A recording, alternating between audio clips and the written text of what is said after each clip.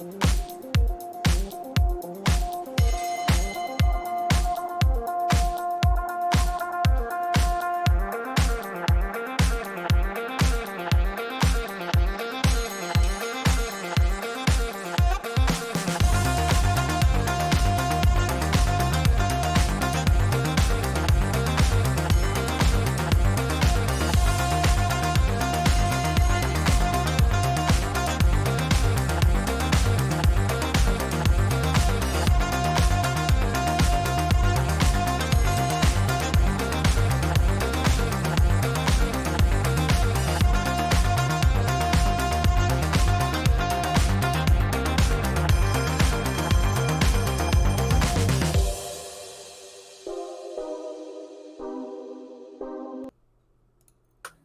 evening and welcome to Damage Does D&D. We're having a lovely stroll in the cut. Wait, no. We're in deep shit. I'll let Jade explain. So, last we left off, you had been taking some time to collect yourselves in the settlement of Orala's tomb. You sold all of your possessions for a great amount of gold, bought some things, and learned of some management changes in Naranos. You then grouped together the following morning to visit Orala, to have your audience with her, as she had requested your presence. Bethsire led you through into the temple and then explained that you would have to undergo a trial, at which point he left the room and 4 statues depicting 4 of the gods that aligned themselves with Orala came to life and began to battle you. That is where we are going to pick up. Okay. So, if you're all on the map, ready, as I'd hope you would all be, Yep. we're going to pick up at the top of the round with Zarut. Toot toot, it's Zarut. Zarut is on fire.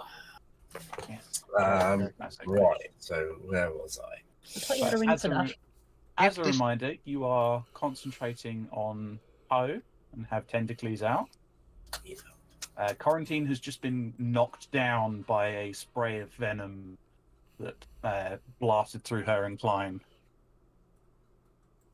Okay, right, let's get me sheet up, because I didn't have that ready. You've disappeared off the map, your name, Zarut. It was on there in the beginning, it's not on anymore. Yeah, I can see it. It's just on top of Quarantine's token. Why? So his name at the bottom, if you have the names up. I mean, That can be a bit inconsistent sometimes. Okay, just gonna put it out there. If you're adjusting hit points on roll 20, the maximum number of temporary hit points you can have is 13. I'm still Wise 0. thing to have Yeah. set up. Okay, quarantine's been knocked down, did you say? Yes, Quarantine's just been knocked down. Okay. Can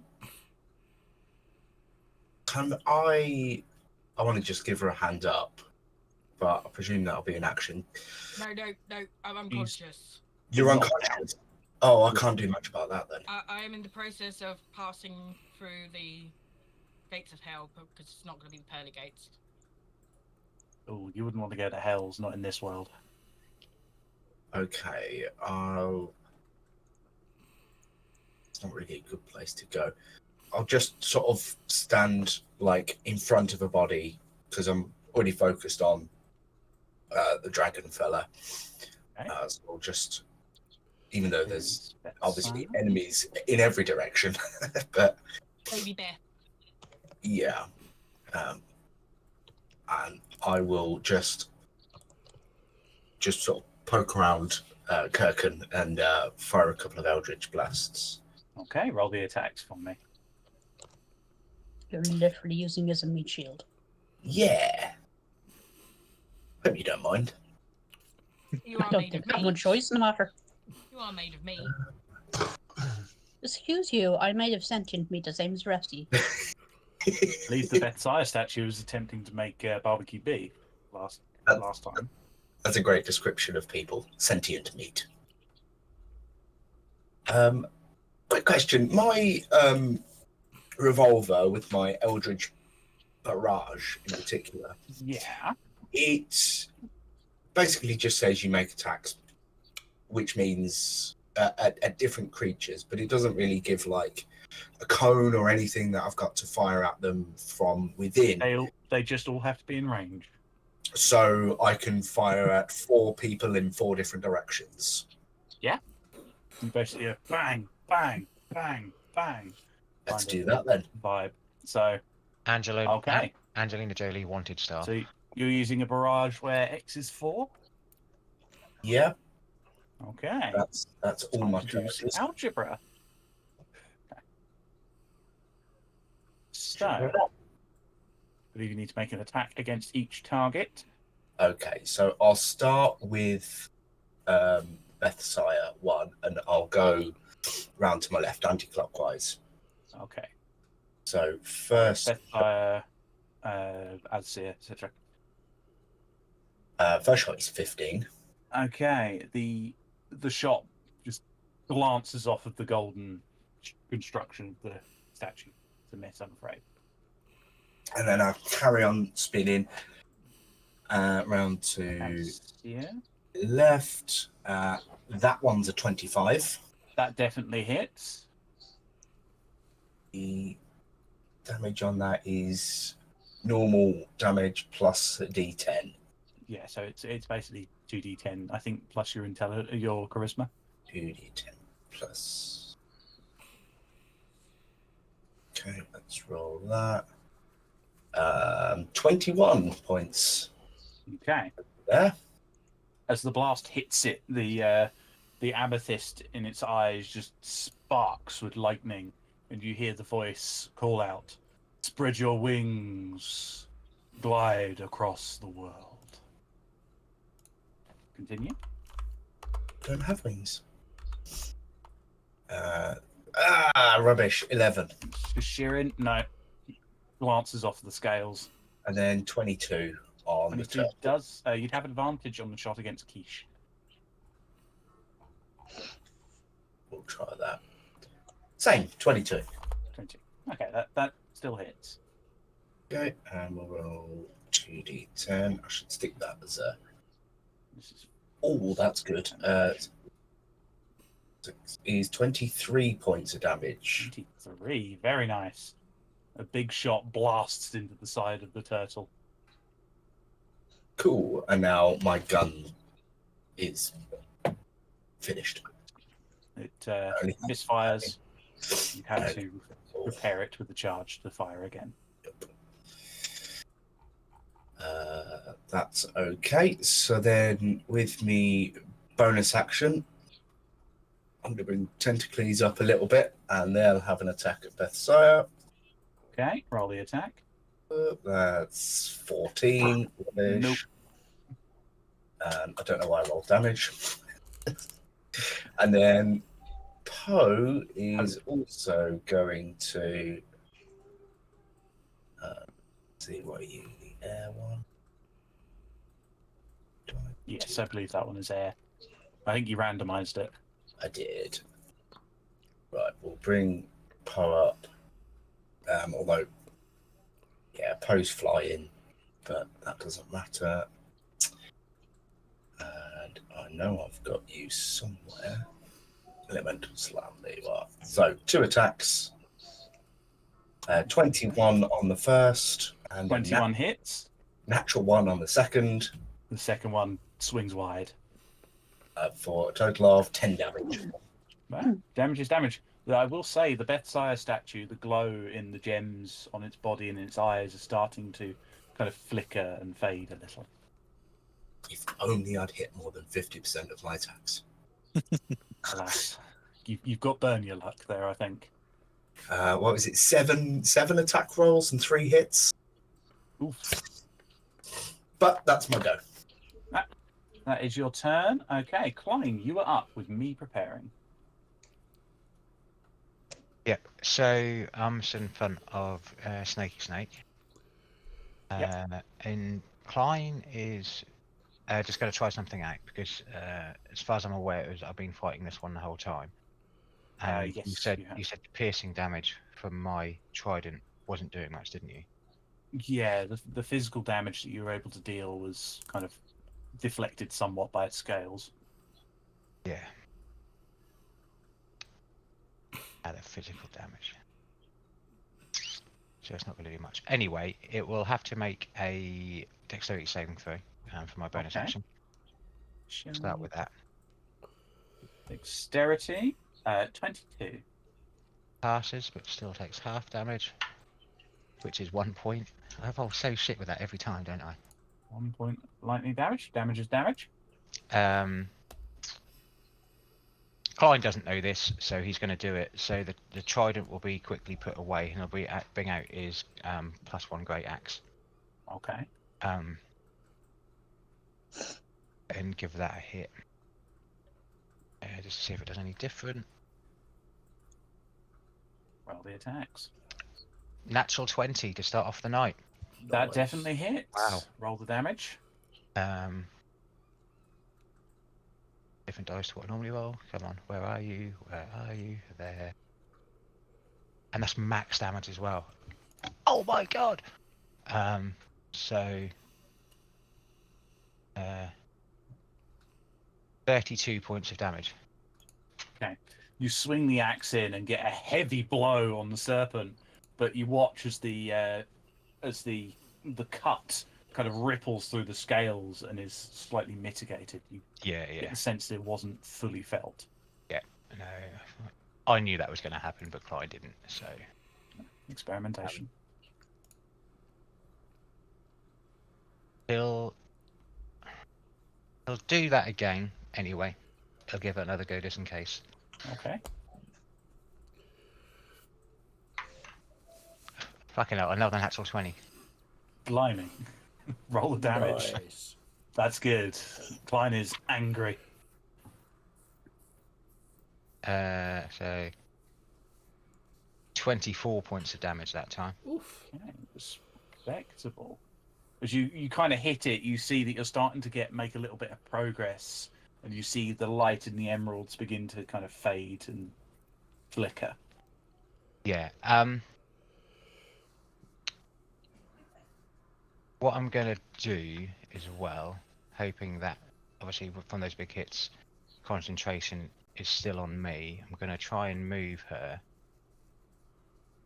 round from the group, Okay.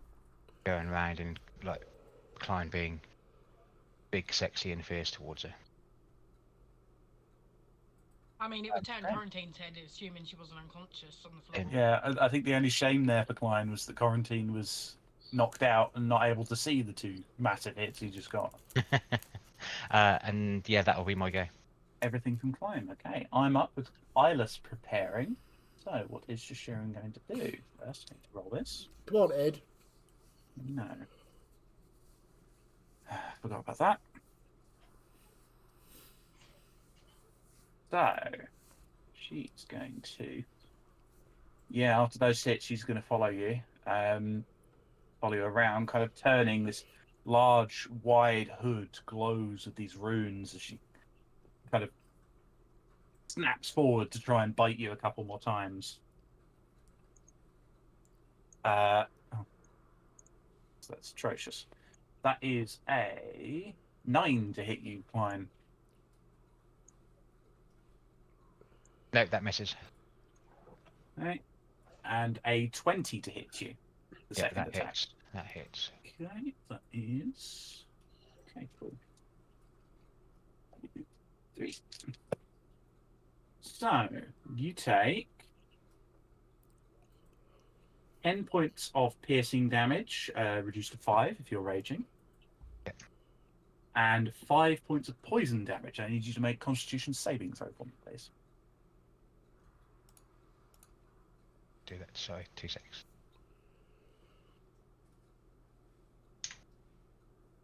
And 5 points of poison damage as well, did you say? 5 points of poison damage and a con save for me, please. Just updating everything before I forget. Con save.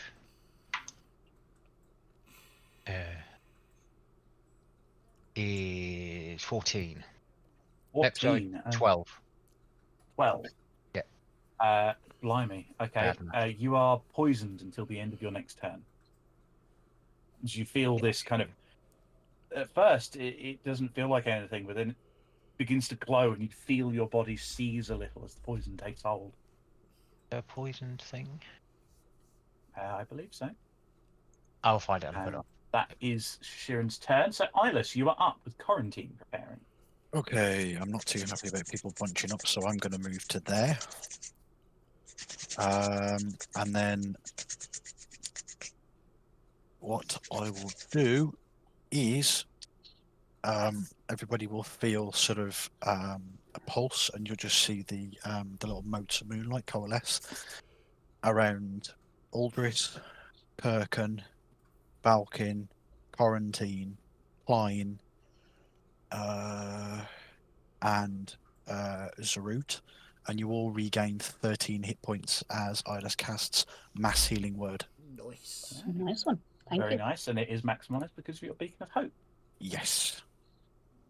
Very nice. So, quarantine, you come to. You're still prone, but you come to.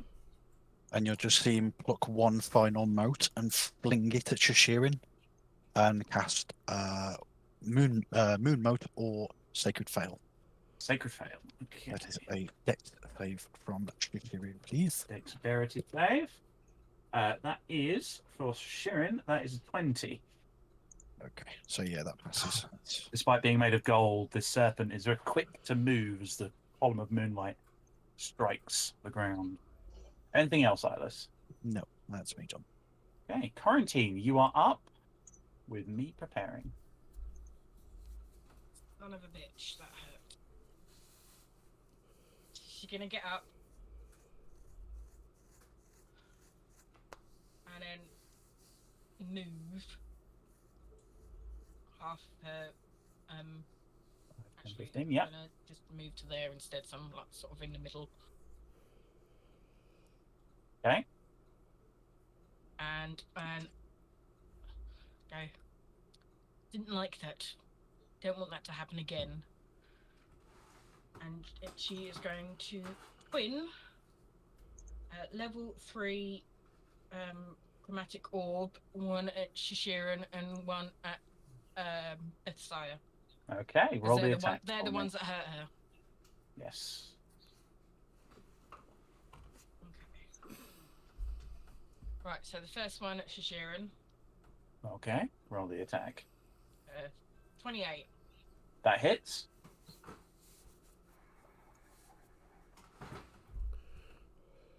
Oh, sorry, no, that was right, sorry. 25 points of damage, of lightning damage. Okay. Blimey, that was a good roll.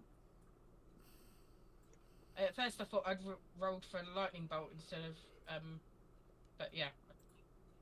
And then the other one on Bathia is 19 to hit That hits. Roll the damage. for 28 points of lightning damage. So, quarantine. You kind of get up, stagger over, and just let out these two blasts of lightning. And you will watch as it strikes these two statues, and they begin to melt down into molten gold that flows through the pattern of the brickwork back up onto the plinths, and they return as inanimate statues.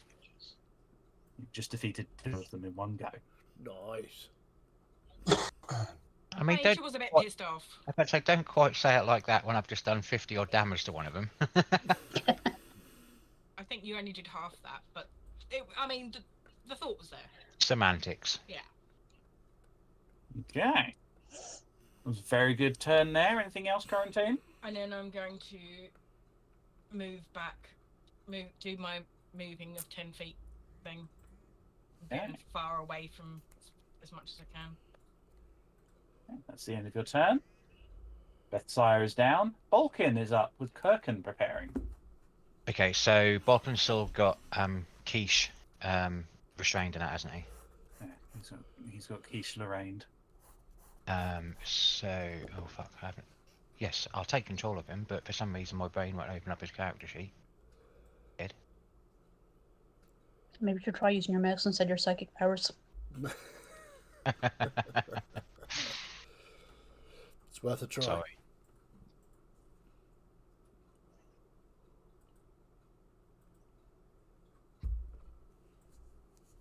But that's totally my fault.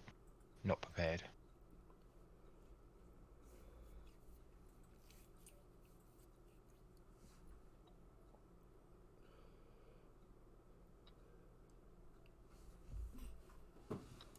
I can only... So Vulcan currently has the quiche statue restrained. Yeah, which means I can't tentacle attack on it. You can't tentacle attack, however, the giant octopus does have a second attack. So the beak, I can beak on it, it just doesn't... You can use the beak. Okay, cool. I will do that then. Sorry, I was just Okay. reading it and it didn't say that I could... It should. I believe it says on the giant octopus that Oh, on the under actual... beak attack, it makes that attack against... It just says melee Yeah. weapon attack, +6 to hit reach and that, so... Yeah, sorry, I was just making sure from last week. Giant octopus may make either one tentacle attack or one beak attack against a creature it has grappled. Ah, there you go, cool. So Okay. that would be 17 to hit. The advantage because it was restrained. That would be 19 to hit. That does not hit, I'm afraid. Kind of, Oh, Vulcan kind of gets the sharp octopus beak in and is just kind of scratching against the gold at the moment. yeah. Okay. If I moved with this restrained, it would cost half my movement, wouldn't it? I would say, yeah, it would cost half movement because they're both the same size class. Okay. You would move the creature with you. Okay, so is there any chance, seeing that Aldous has just taken quite a hefty hit as well from the last time, that if I moved there, that the creature could move left one away from Aldous? You can do. Aldous is still within melee range of the creature.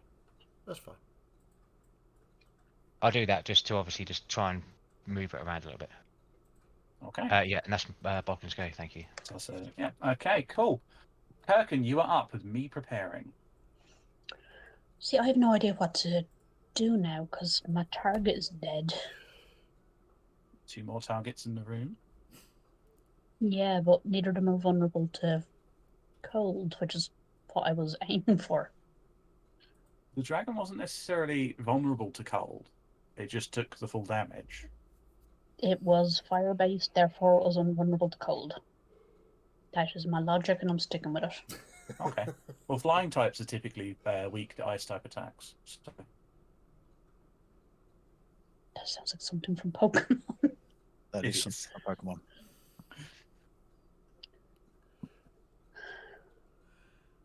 Screw it, I suppose we should try it, shouldn't we? No, one page. Fuck. Roll20 has updated their interface, and I don't like it. yeah. So 1, 2, 3 ish.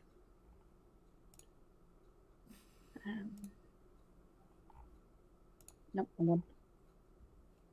Okay, yeah, I think 60-foot range just gets. I'm going to cast Cone of Cold at the birdie. I don't know how the hell the rest of you are managing to remember the names, because yeah.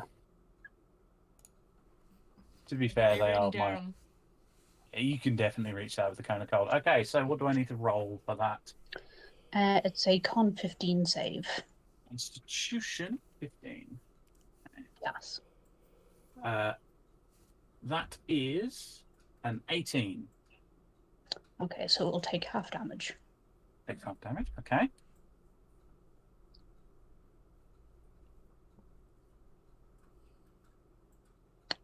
So that's 36 halved To by 18. someone who can do maths. Yes, so it takes 18 18. points of cold damage. Okay. The blast of ice, some of it growing up the columns holding up that balcony. That it's resting on. Anything else, Kirkin? No, that's it for the moment. Okay, it's now Alcia's turn. And I need to check the 40 feet of itself.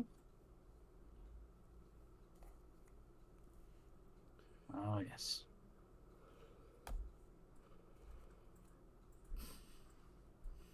Okay. It kind of spreads its wings and lets out a screech, and you see a line of lightning kind of streak from the ceiling near to Zarut. I need everybody within that 15-foot sphere to make a dexterity saving throw for me, please. So that is Kirkin, Zarut, Ilus, and Balkin. I believe Tentacles is immune to damage. I should have moved another square. 18. Dex save, yeah. Yeah, dexterity save. I've rolled 12. down. I've rolled down, and it's really good.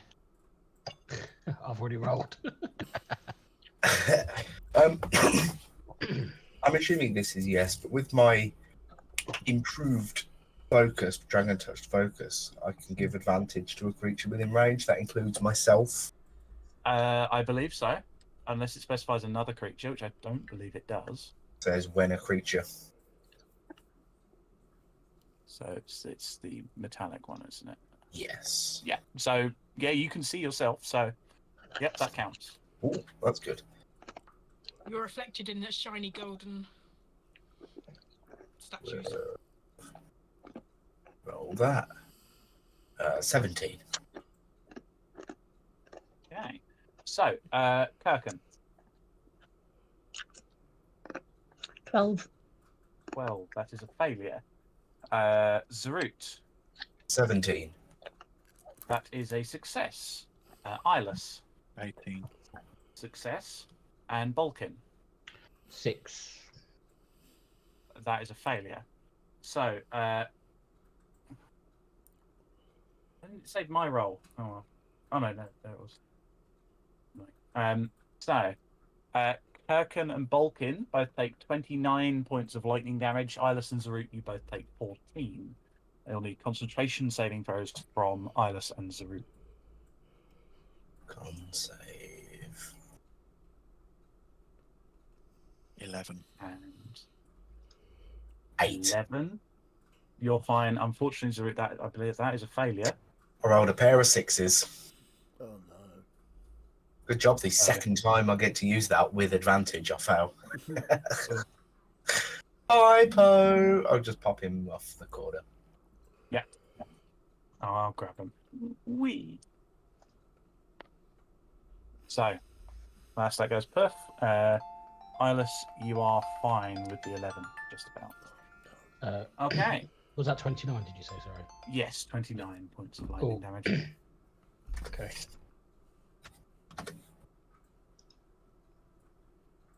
Okay, I don't know if I don't think that he's been keeping track of your health on No, your we- character sheet. We sorted it. I can't Okay. keep track of his health on the character sheet. Cool, That's cool, why I've cool. made sure. Good to know. Okay, and then he's just kind of.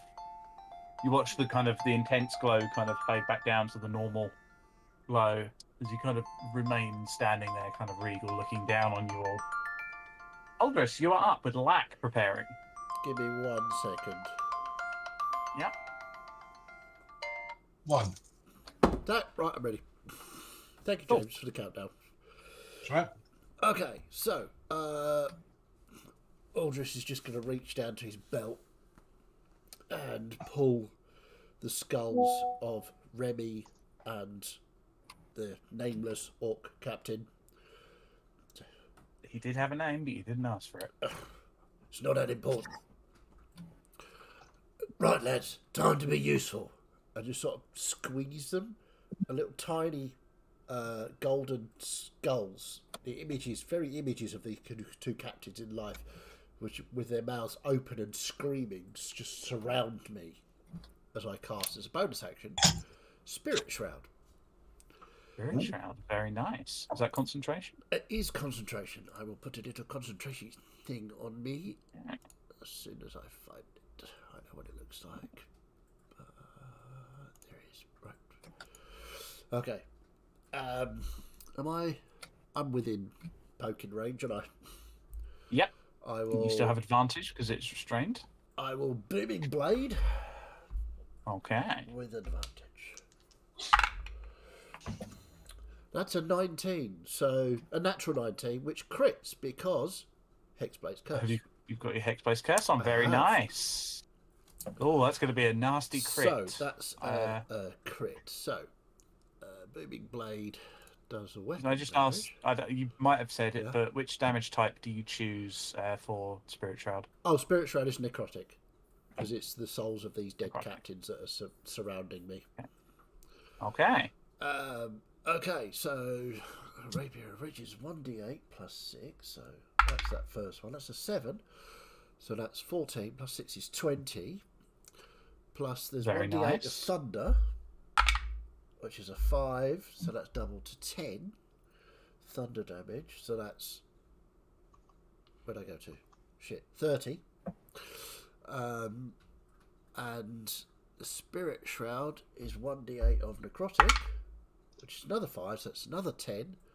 So that's 40 points of damage, all split into those things. 40 Plus points of damage. the extra 3 that I get from my Hexblade. So 43 Okay, points and of those damage types were slashing, I think poking. Yep. Piercing damage. Piercing. Thunder. necrotic, and thunder. Necrotic. And thunder, I believe. Okay. Yep. Balkan, you would see Aldris kind of step in and take a stab with his rapier, and you just watch cracks appear across the back shell of the statue you have held, and you hear the voice boom out from it. Stand steadfast for the horrors you face. Yes. Horrors. Probably look at Have you seen me? Aldris and have phantom shell pains. Yeah.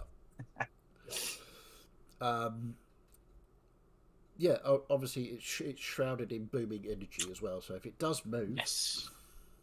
it'll take thunder damage. Yes, I believe that has to be movement of its own Yes, volition. it does. Its own free will movement, so, if it escapes and runs away, then that's fine. Okay. But yeah, that's my go, thank you. Lack, you are up with me preparing. Okay. Having seen this flying beastie attack the captain, I'm going to go up here, I'm going to stab it in the face, and I'm going to make as much noise and attract as much attention as possible. Okay, roll the attack. That's a 27 to hit. Oof. 27 definitely hits.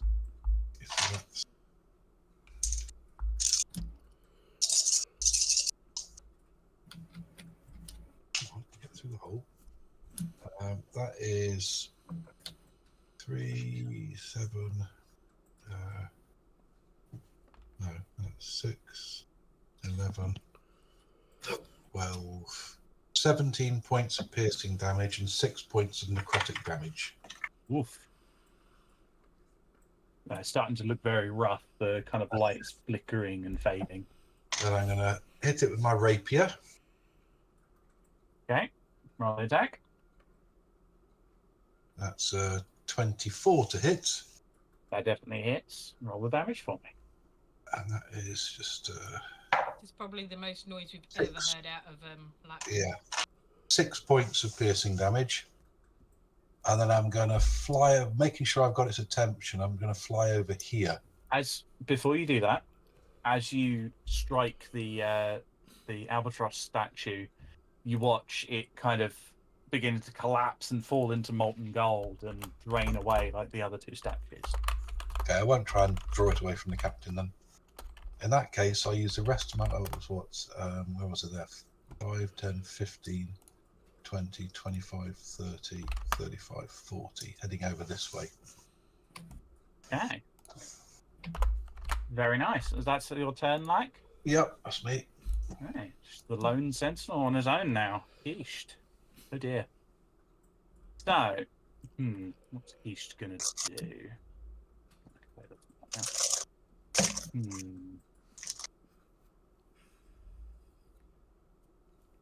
What is he gonna do? He's gonna make a couple of bite attacks against you, Bulkin, in your octopus form. Disadvantage because he is restrained. Right. That's a 10 to hit you, Vulcan. Misses. And then that is a 16 to hit you. Hits. Okay. Ba-ba-ba-ba. Okay. You take 13 points of piercing damage and 5 points of cold damage. I'm still in octo form. Just. And you find yourself frozen to the ground, unable to move. Your movement is reduced to 0. Right, that is the Sentinel's turn, so all it can do. Zarut, you are up with Klein preparing. I mean, it was 10 before, so it's not, not a huge loss. Okay. I don't think I'll worry about using a spell slot, as I think we're getting at the end. So I'll move around a bit and fire a couple of EBs. Okay, roll the attacks. 28. That definitely hits. You're rolling with your arcane revolver, but I assume the modifier's the same. It is the same. Okay, cool. And 17 on the second. 17 does not hit. Okay. First one strikes, the other one's deflected. I rolled the wrong damage. That should be one less. That should be 9 points of damage. 9 points of force damage. Very nice.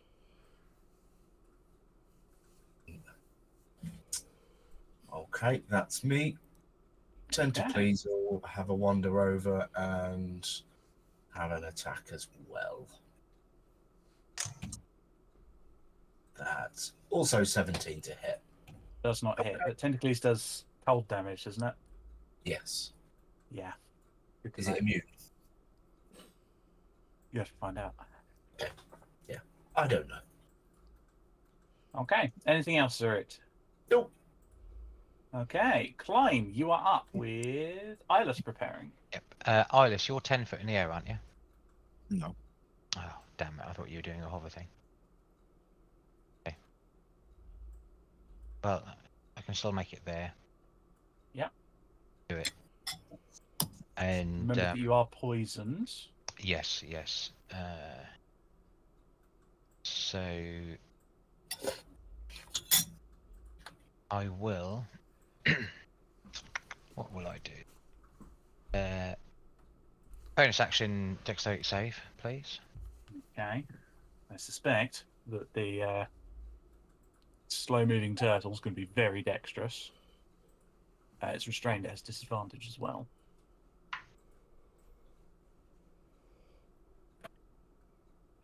12. That fails, so that's 3 points of lightning damage. Very nice. And yeah, I'll go in for a first attack, obviously at disadvantage. It's a straight roll because it's restrained. Oh, okay. Definitely miss on that. That was a 2. And then the second one is, I think, it misses again because it's a 16. Yeah. Unfortunately. 2 in- swings, not able to land on the mark. And that's me. Okay, Oh, you're no longer poisoned. Yeah, marvelous. Thanks. Eyeless, you are up with quarantine preparing. Okay. 5,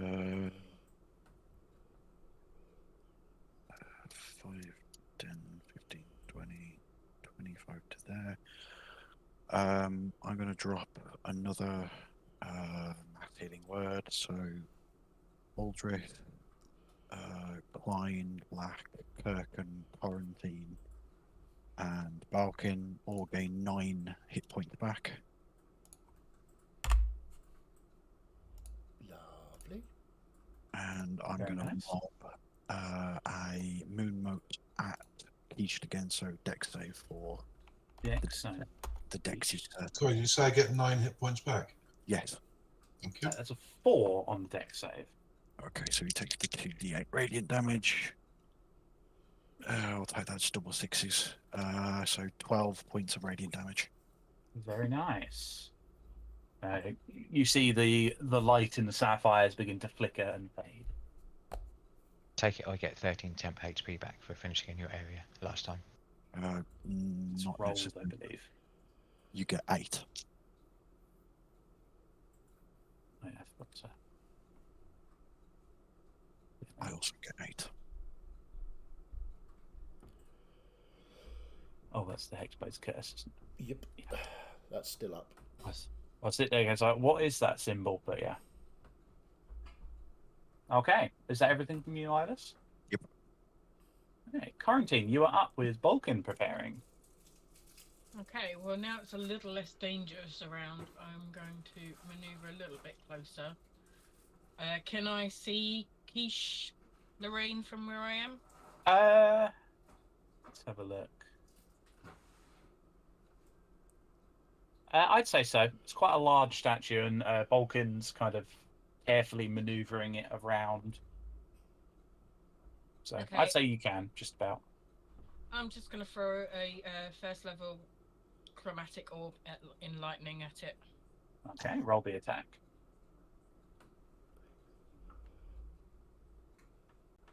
Natural 20. Yay! Very nice. Roll the damage for me, please. 41 points of lightning damage. Oh, Quarantine Peyton Prescott, how do you want to do this? Shoot lightning through it. It's going to sort of enter through the mouth, and then the whole of the body will just start shaking and spasming out of control, and then lightning sparks will crack through the shell, and suddenly it'll just sort of, its eyes will go bright white and pale, and then it'll just... The lightning blasts through its body. You see it kind of sparking out of the sapphires as the lightning begins to arc weld it as it slowly melts down and reforms back on the plinth. As soon Very, as very nice. the last statue finishes, I'm going to cast a 3rd level and a 2nd level Cure Wounds. 3rd Right. level on quarantine for 29. I get and 7 hit points back as it dies from my Hexblade's curse. Okay, very and nice. Perkin gets 21 hit points back. And Vulcan finishes Thank that you. with PTSD, seeing a turtle die just like Yeah, that. I'll immediately drop out of form and just play like staring at where the turtle was. I mean, the statue's Yeah. back up on the Nymph. plinth, but it Yeah. is inanimate and just solid at this No, moment. he'll be staring at where it was, and he'll be like just fighting back tears. You make a history check for me, please, Vulcan. Gold.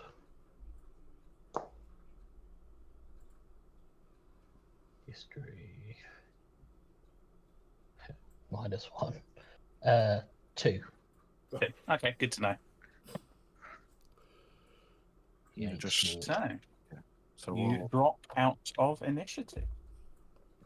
so once I've done the healing spells, I'll go into everybody else and just make sure everybody's sort of in a fairly good condition. Bind any still bleeding wounds. I think we're all pretty good now, aren't we, after that? Yeah, you guys did quite well. Managed to bounce around the immunities they had quite well. So, the chamber grows silent once again as the statues have stopped moving.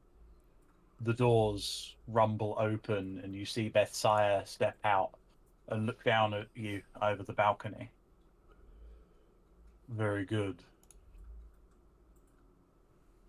Very, very good. Make your way up these stairs and follow me. The Queen shall speak to you. As we're going up, I'm just going to move to the side of Eyeless and just sort of come up to him and say, "Thank you. I know you saved my life." You're muted. He will sort of just shrug. It's what I'm here for, darling. It's what I've always been here for. I know, but the closest I've ever come to dying. I just want to show that I'm grateful for it. Now you passed out for a few moments. It was nothing. At least you didn't die like Klein did. Yes, that was traumatic enough without it being myself that died. But thank you. I can hear you. Yes, I know. You are supposed to. As you're following Bethsire, is there anything you're doing? Yeah. Walking through this grand tomb, carvings and murals all around you. So as I'm walking up through this place, I'm just going to sort of wave my hand and go, "All right, boys, back in your boxes." And all the little screaming faces will go back into the skulls. I sort of look around and inside my head go, "Well, this is familiar, possibly." Yes, it is. Though it's been changed. Not sure I like all the carvings and the runes, but you know, Well, different gold for is some. gold. Yes, well, you would say that. It's true. This is going to be a very interesting conversation to listen to. Indeed it is. And I will sort of fall into step, if I may, with the captain. Just walk alongside the captain. Klein's just going to try and have been not here before, but obviously meeting Bethsire before and everything, and knowing how Aldous has conducted himself with them, and knowing where we're going to, he's going to clean himself up and his weapons up as best as he can, so he does look more. Okay. You tidy up your clothing and get some of the blood out, some of your own blood out. Good to know. As you walk, and you come to a large pair of doors. They look to be built entirely of gold. This huge mural carved into them. It looks like a city. Tall, towering spires surrounded by a tall wall and smaller buildings stretching out either side. Bethsire walks up, places two hands, and pushes it with all of his strength. These heavy doors slowly pushing open. And you find yourselves entering a very large chamber. You see its large square shape, large columns rising either side, with those four statues once again rendered much larger, though definitely inanimate this time. And you see a balcony up the top.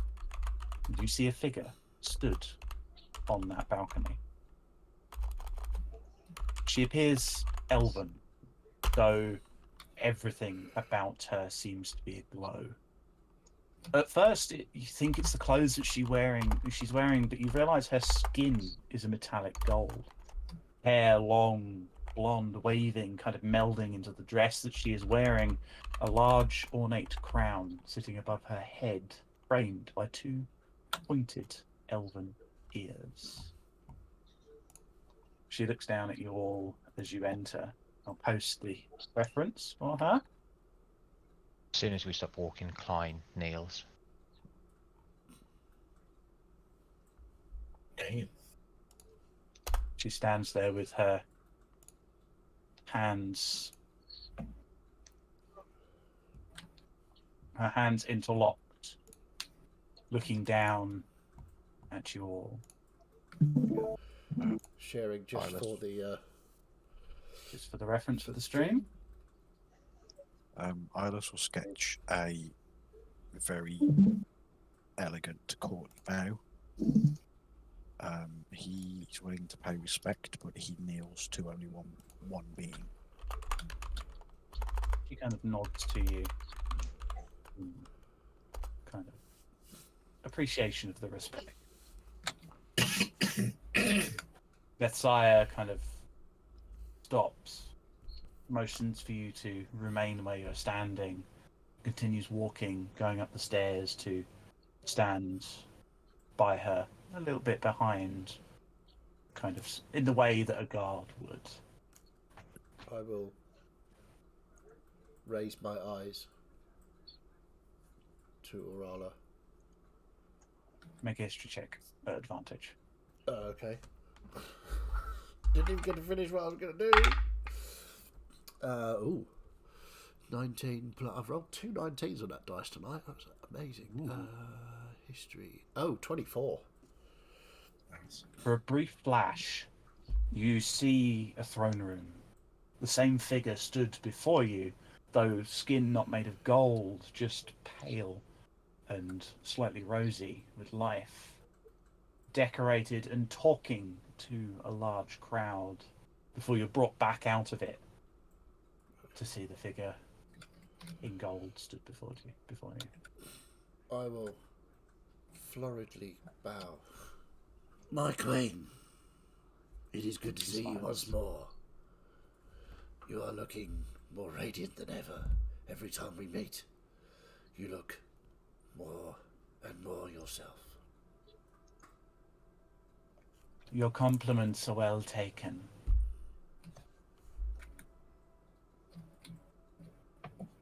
It has been a long time since I have heard the beating of the albatross's wings in this chamber.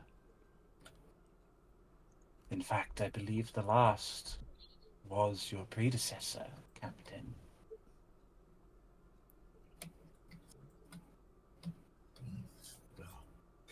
I'm privileged to be here. That you are. I have been told by the ones whom I pledge my fealty to that things are to happen in certain ways. Her eyes kind of linger on Klein for a moment. The moon speaks of a prophecy. The chosen champion wielding the Morrow Trident, a weapon I have not seen wielded in a long time.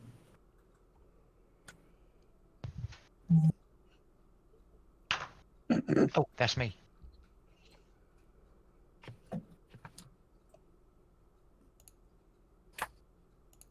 You are making good progress. And I believe she holds out her hand, and you watch as it kind of grows out of her palm.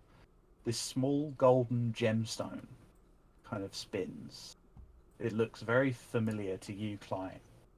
Very akin to the sockets you have on the Trident. That I am to reward you with this at some point, Klein. But I do not give away my treasures. I will consider what would make you worthy enough payment. But there are many other things to discuss. It seems that my kingdom is under attack. I'm told. She kind of looks back to Bethsire and then turns back to you. That my lands are under siege by mercantile bandits, those who would seek to profit from taking what is not theirs. An interesting sentiment for pirates, no doubt.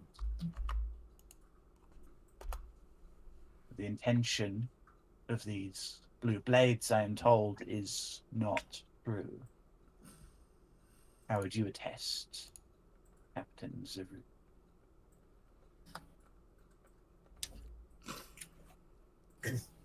Apologies, I was just snacking.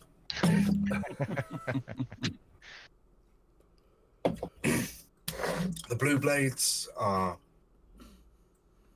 a curse on this land, and they are worse than I could have imagined. A few years ago, they were merely mercenaries, local bandits, mob, basically. But since I left, their leader, Kaishun, has taken them beyond this. And from what we can tell, trying to bring some entity here that will destroy the gods, we think. There is very little that can threaten the gods. These creatures are known as devourers. For a brief moment, Eyeless. For a brief moment, you notice Aurala's she has this intense air to her. She's putting on quite an intense front.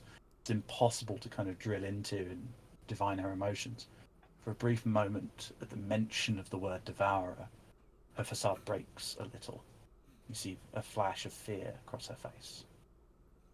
Sort of in the way that he does, should anybody sort of know, everybody would be focused on her, but if anybody looked at him, they'd just see that slight cock to his head.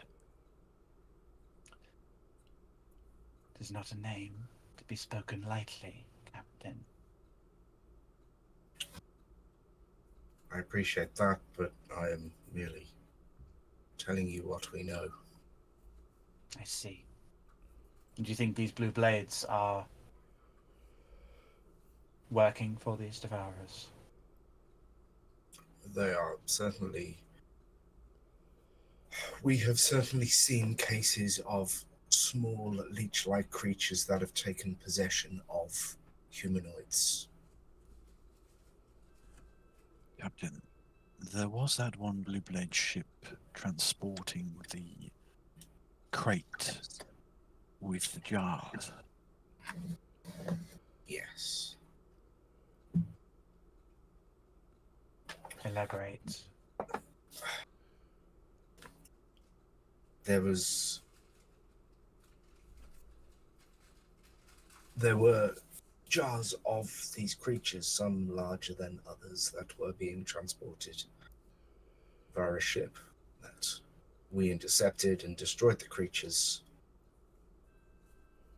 But there are seemingly a lot of these leeches. I don't know whether they are mini versions or young versions of some greater evil creature.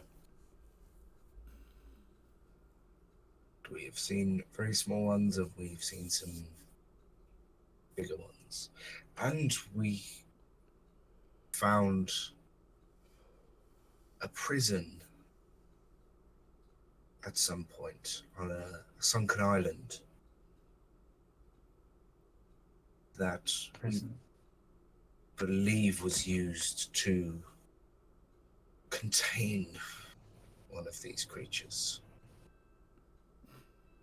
But it was not there, and there were signs that it had burrowed out. I see. I know the prisons you speak of. For in my long life, I once gave my wealth and my power for those prisons to be enhanced as best the magic of my people could. It would seem that this menace is escaping its bounds once again.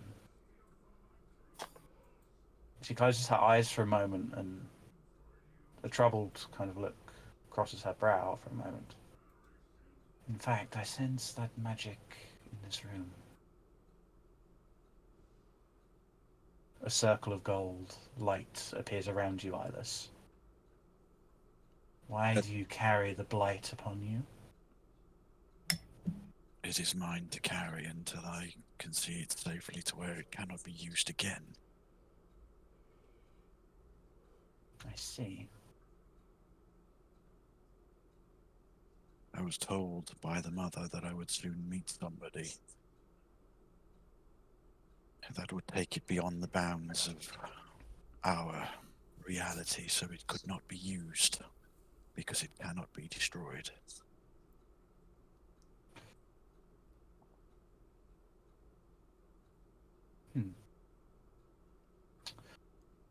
When I was granted godhood by Tydres, one of the domains that he bequeathed upon me was to be the Queen of Tombs. A tomb is somewhere that you house the dead. Not just to honor them, but to ensure they do not return. It is a protection between realms that should not intermingle. I believe that figure, this person that the Moon Mother would have been referring to, may well be me. Hold the blade forwards, Iris. And he will plant the staff next to him, and it stays perfectly upright. And he just sort of draws out the bundle from behind him. As you hold it out, she kind of closes her eyes and stretches out her hand, and you watch as traces of golden thread kind of spread across the bundle. Yes. And there is a sudden flash. All of you are blinded for a moment. Ilis, you look down, and the sword is now seemingly encased in a golden scabbard. You see hoops locking the blade in place. It cannot be pulled from the scabbard. This should make the burden easier upon your mind. It would seem that it is attached to you. I apologize if I am the first to bring you this news, but I do not believe you will be able to part with that sword anytime soon. Then It's attached to your soul. Then it is my burden to carry, my lady. May the blessings of the Moon Mother travel with you. They always do. She then turns her attention back to you, Zarut. Now, I see a problem brewing in my lands then. These blue blades are seeking to unleash the Devourers, then they must be stopped. I'm going to charge you with a mission. And you should Words, Jay. Come on, words. Jay doesn't even drink. And I know. should you succeed, you will be rewarded greatly.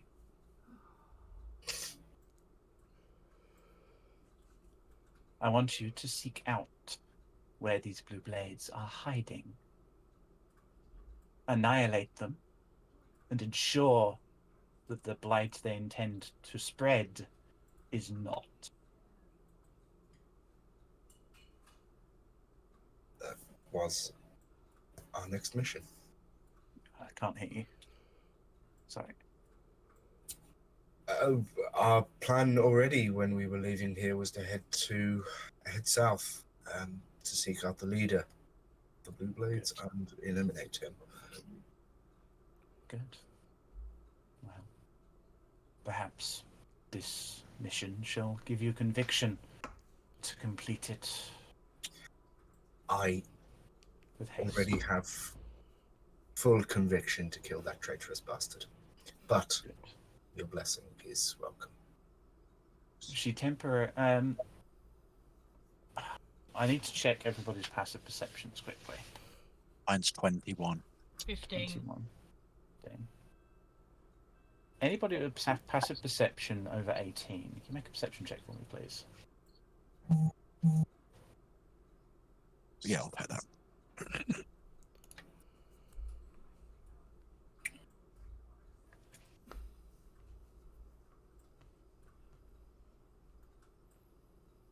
think you're the Sorry. only one, Iris. Anybody else above 18? Or is that just Iris? Okay. What did you get, Iris? Natural 20 for 31. Okay.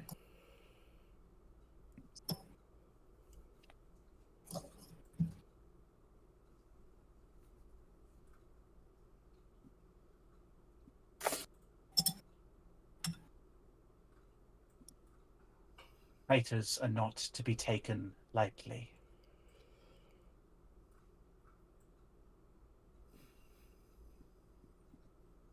Yes, child of turtles. I've got a question, but I don't want you to be offended. Go ahead. Are you heavy?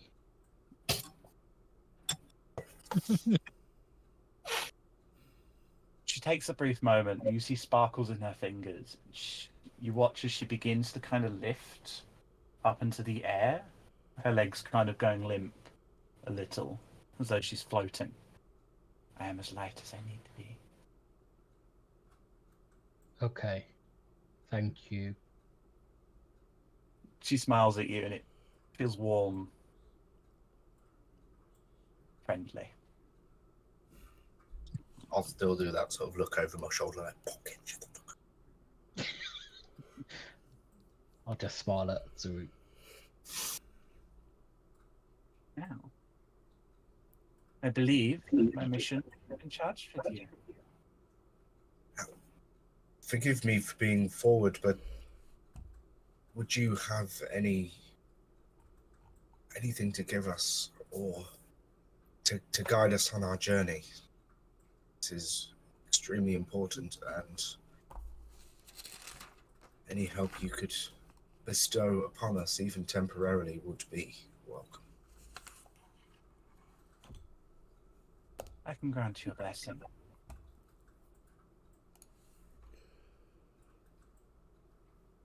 I shall weave my magic.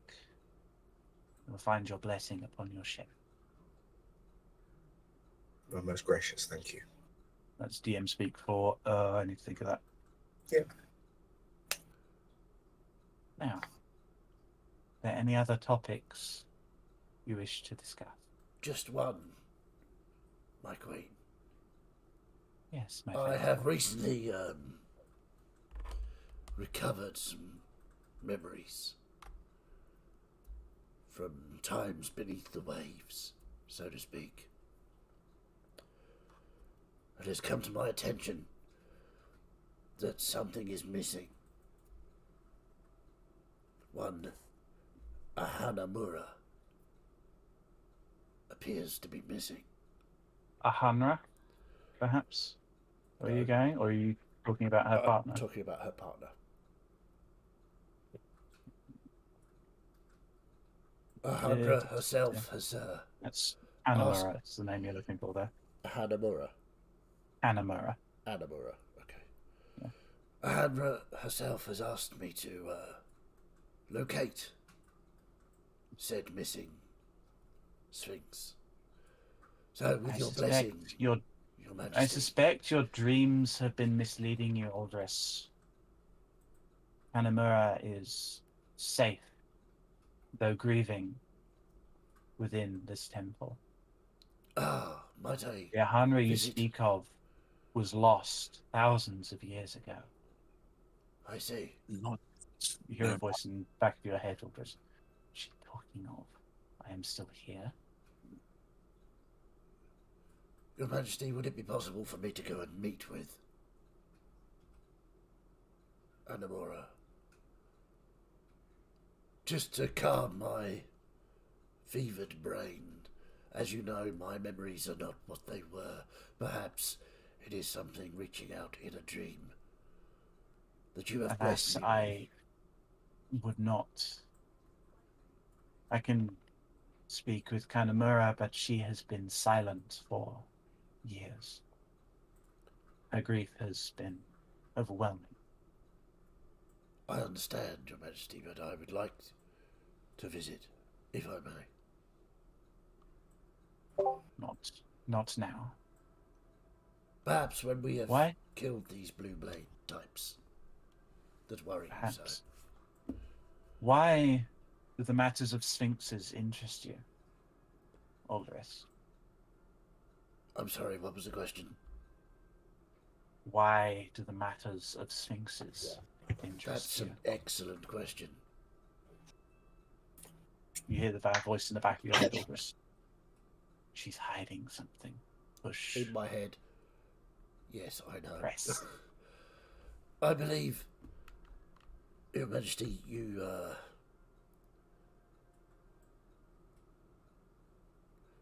I was recently in the Shining City that was very different from this one. There,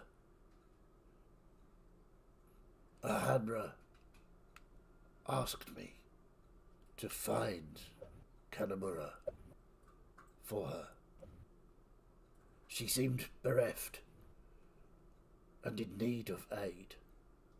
And in your name, I gave that aid.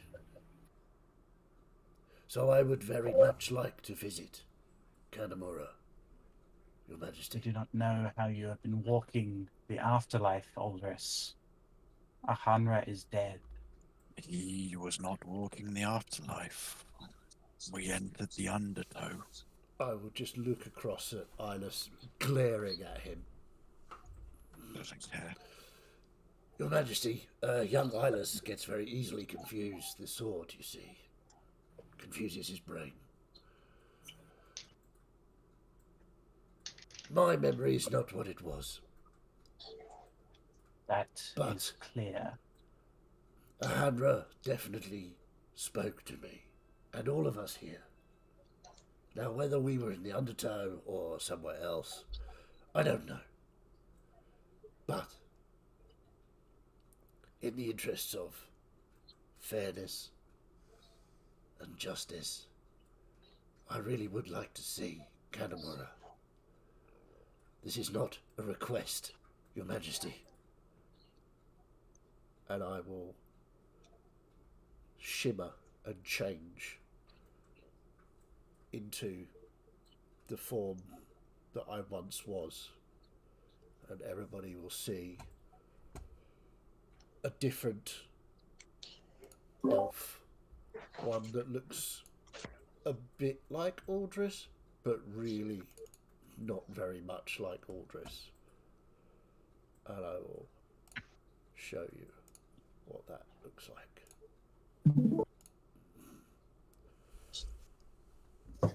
Oh, pretty boy. God, another sexy boy. Jesus. Yeah. Your Majesty, I urge you, if you have any respect for the Keeper of Coin, please, let me do as I will.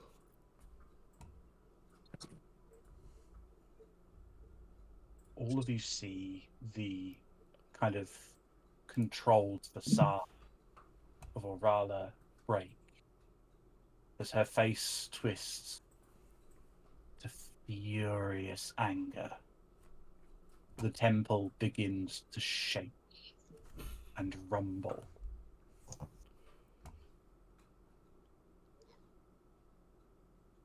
You would dare show your face again. Orala, we've had these conversations many times. And many times, in fact, all of the times, your will was done. This one time, my will should be done. And my will is to see and visit with Kanamura. Make a wisdom saving throw for me, please. Okay. Oh dear. Oh. Okay. It's not even my extras. Wisdoms. Sorry, I've got a bit wobbly. Oh, I don't know okay, who the plus, bad person is here. 22. 22. You succeed. You feel this magic try to seal your mouth shut. Seems. Orala, please. Many, many times you have overridden my advice, my experience and knowledge of what we do. And now you seek to silence me again, when I only have a very small request. What is it that bothers you so about this request?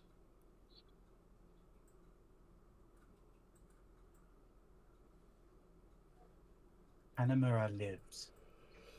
She is in deep grief And Indeed. if a Hanra does yet still live within that watery prison, then I shall see it done that she is recovered.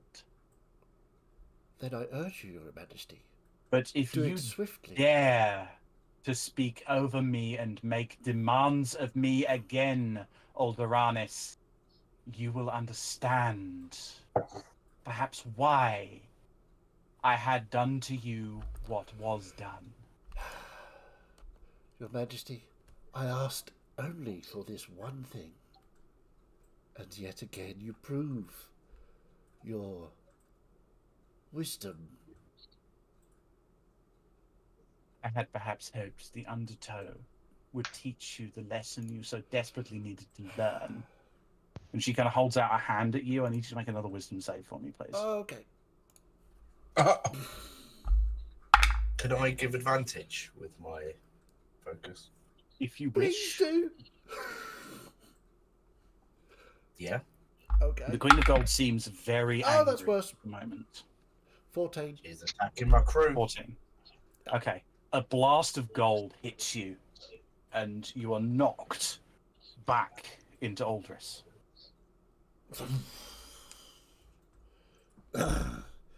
Well, that was exciting, wasn't it?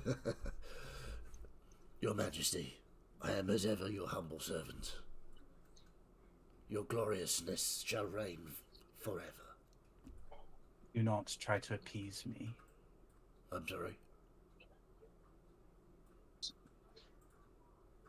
I don't understand the question. Learn from your past mistakes. Ah, well, you see, Alderanis. that's, sorry, who? My name is Aldris Benoit. Majesty, as well you know, you are toying with me once more, which I appreciate and understand. Stop. I just bow deeply.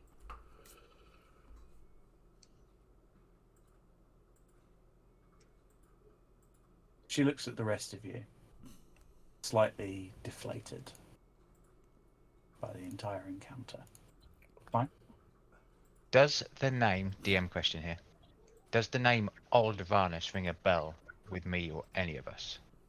Oh, you can roll some history checks if you wish. I Don't be a think high I've DC. heard it. I think it was mentioned to me by. Actually, yes. It would ring a bell to the root. A name, I believe, you may have heard spoken by both your patron and by Orkana. Yes. Can I make a roll as well, since I know quite a lot of Yes. Elvish? Especially as you know Elvish history. Is that history? Yes, history. Mine is a complete fail. No, 8. Right. The name just kind of bounces off.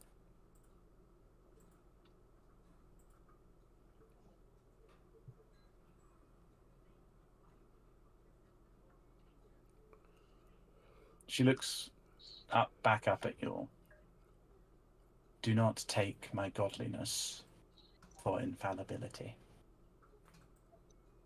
The sacrifices I have undergone are great.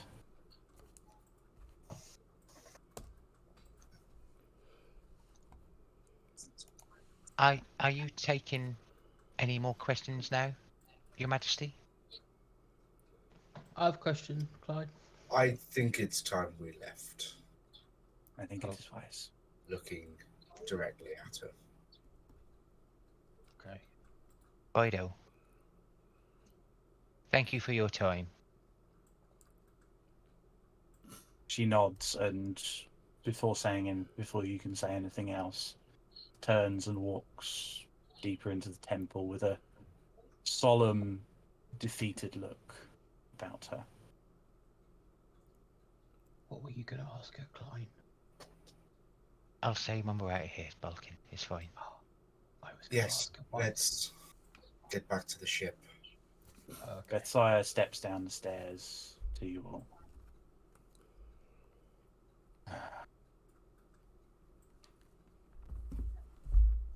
You must remember, gods are no better than mortals in many of their ways.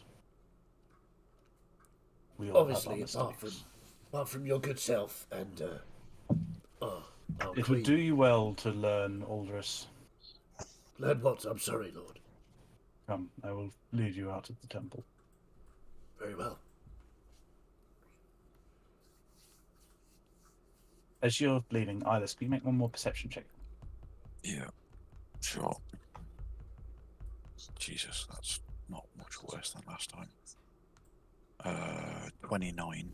That's 9. Okay. I'm going to send you a message for that as you are walking out of the temple. Forgive my impertinence, Bethsaida. But is this the life you've chosen for yourself? Or was it chosen for you? Hold on 1 second.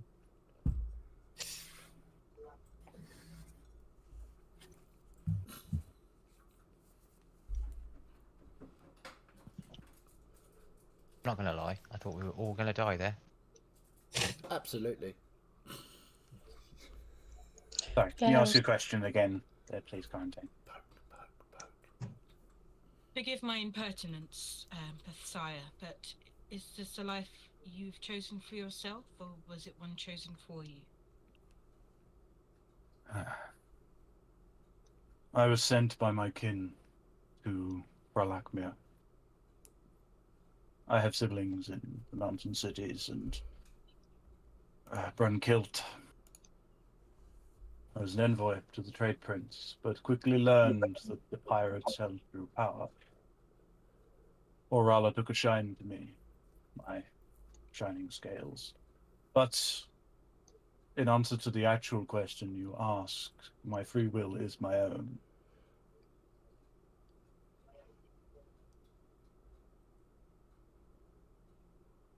Many people lie. Some don't know when they are.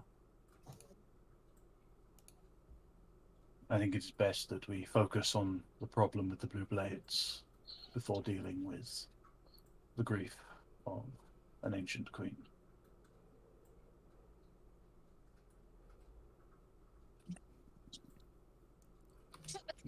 Gonna...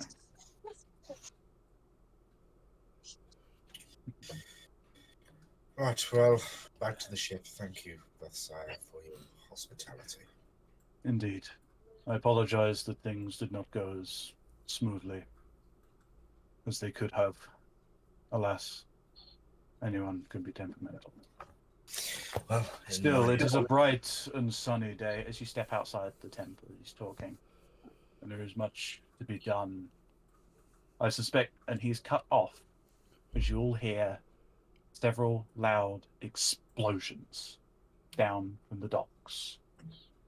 From this high vantage point, you can see ships going up in flames. Bethsaida turns and says, I must cut our conversation short. You know your way. And he steps towards the side of the bridge, leaps, and shifts into his dragon form and takes off towards the docks. Which end of the docks did the explosions come from? All across them. So, actually, I'll give you a quick visual.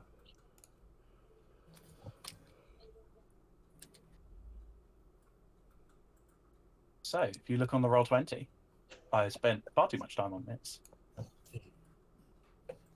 Can confirm. So, you guys are currently... Can't see anything. Oh, hang on, sorry. Yet. I keep doing that. There we go, that should...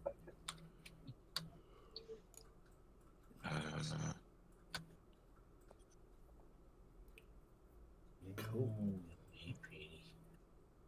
Let's just zoom all the way in so we can see all. So, you currently find yourselves here, stepping out of the tomb, and the explosions are happening all along the piers down here. Keep clicking, we can't see the clicks. Oh, there, saw that one. Yeah, the blue ones. Those ones? Oh, hang on. I'm on the wrong layer. Probably helps if I'm on here. So all along these docks are where the explosions. Where And they the are. fire has... Where are we? Where you are currently up here. Where are we parked? I believe the Elusive Tide would likely be parked in rather prime real estate. Moored, perhaps. Moored, yeah. We're in danger. From where we are, you said we can see the explosions happening all along the key heading. Can we see any other ships out into the sea? Make a perception check. Yes, what's Anybody who's causing looking out the, to sea can. what's causing the explosions? Is it guns firing in, or is it just localized bombs? What is it? 19. 22. 22. Neither of you can see ships out that would be firing. Yeah.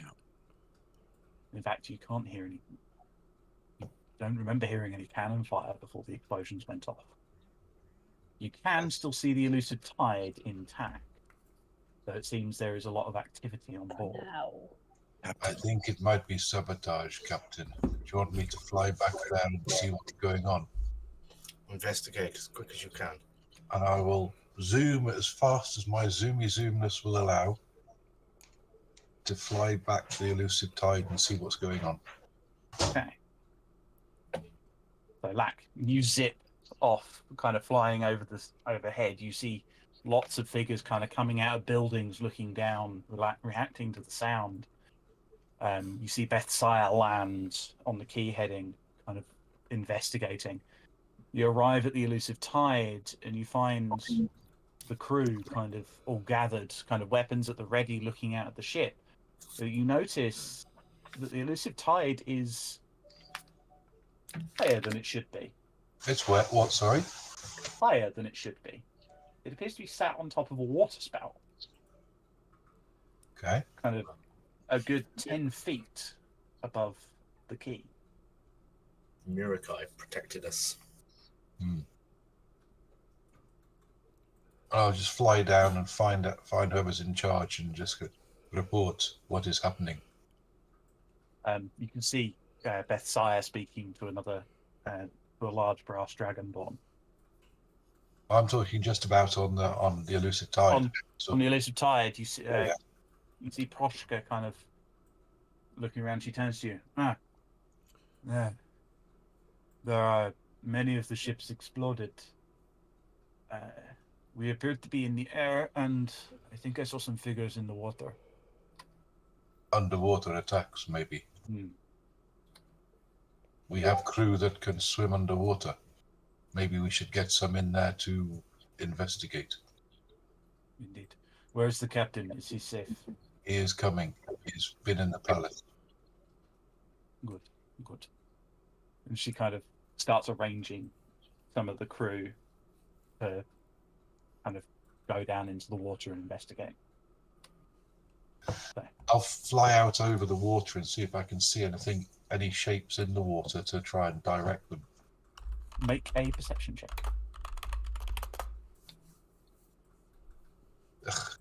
14. 14. You look around and you can't see anything.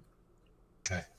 So as you're investigating and as the crew, I assume the rest of the crew, you're making your way back to the Elusive Tide Yeah, with just haste. turn to the captain. go, Double movement. running. Are we running? Yeah. I'm assuming Klein possibly would make it back first. He's got extra. He's 40-foot movement. As you're hurrying through the streets of Orala's tomb, we're going to take a quick break. Okay. Tense as fuck. I think I might. Probably would have just jumped in the water and swam there straight down that. To be fair, yeah. I have me too as well. Actually, I'd have faster swimming Yeah. speed. So yeah. I'm gonna say Okay. if we'd have seen it, sort of like, I think the water boys would have taken off. Yeah. Is that the Right. new group? Is it the Water Boys? Is it going to be Black and the Water Boys? Right, we're going to take a quick break. We'll be right back after these messages.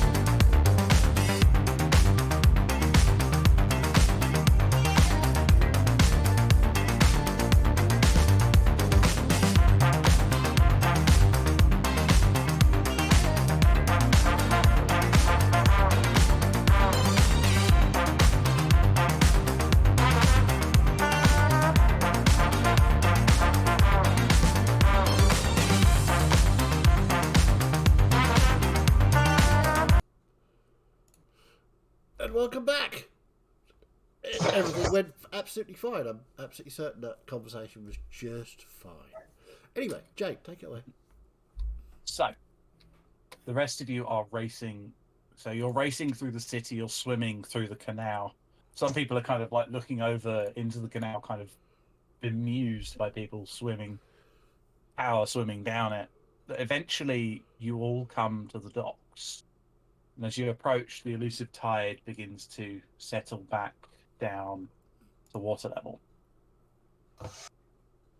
The crew are a little bit kind of shocked, looking around, and Proska looks over and Captain. Well, climb up. What on earth has happened? Several of the ships exploded in the harbor. Didn't see what happened, but we were raised into the sky. It happened. Raised. Interesting. It seems, Captain, like they were underwater attacks. There were no boats attacking. And it seemed people saw things in the water. Right. Klein doesn't break water. It stays underneath it and is looking to see if there is anything under here. Make a perception check for me, please. Ooh, that's pretty good. 17 plus 4, 21. 21. You look around, and you can see bits of rubble, bits of debris of some of the ships that has sunk, several of the bodies of people that died. What was the total? 21. 21. You see a body with the blue crossed swords crest. But nothing swimming from away, anything. Not that you can see. I swim over to the body with the crest on, and lay a hand on it and drag it to the ship. Okay. As you're Was doing anybody that, hurt? no, all of us are fine. Quarantine, you get a strong sense of kind of magic. As you approached, you got a strong sense of magic about the ship, and you can feel the presence in the very bottom of the ship kind of beginning to calm. Must go check on Mirakai. I'll be right back. You kind of rush down the stairs down to the bottom, and you find Mirakai awake, slightly glowing, still calming. They look at you and kind of relax a little. Oh. I'll go over and sort of stroke his head. Sorry, They kind of relax a little. Stop it! It's a nice moment. You're the one bringing it down. Itty. I mean, How you do. dare you ruin the sexual innuendo character's tender moment with a sexual innuendo? How I dare know. you? It's disgusting. As you do, you hear their voice kind of emanate. Afraid. Okay. Bad souls. Boom. I'm here. You're safe. We will find what did this and we'll make them pay for it. I don't want you to be afraid. Scary. Feel swimming. They seem a little bit confused, as though they're trying to figure out the words. Say again? Like home. They're kind of looking around the room they're in. Like home, swimming under. Undertow? No. Home swimming. Home, but not home. They kind of like looking around the room, saying home, but aware that it's not quite the right word they're looking for. The ocean? Sea? No. They kind of knock the floor a little bit. Home. The ship? Ship. Ship swim under. They went under the ship. Ship swim under ship. A ship went under our ship.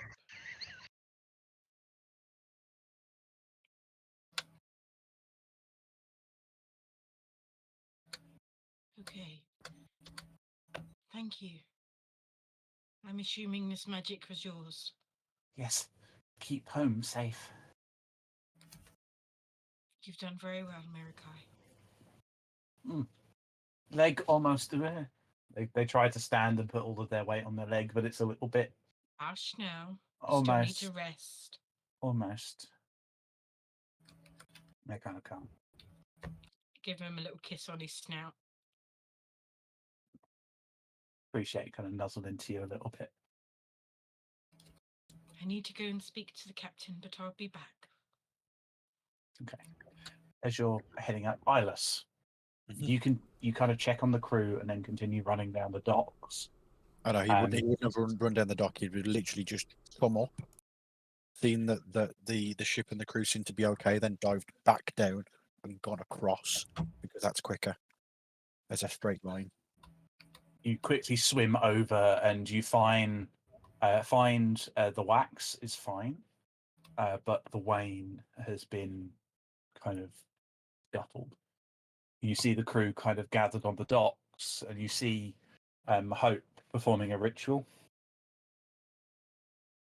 Okay. Is there any sort of bodies from the scuttle ship in the water?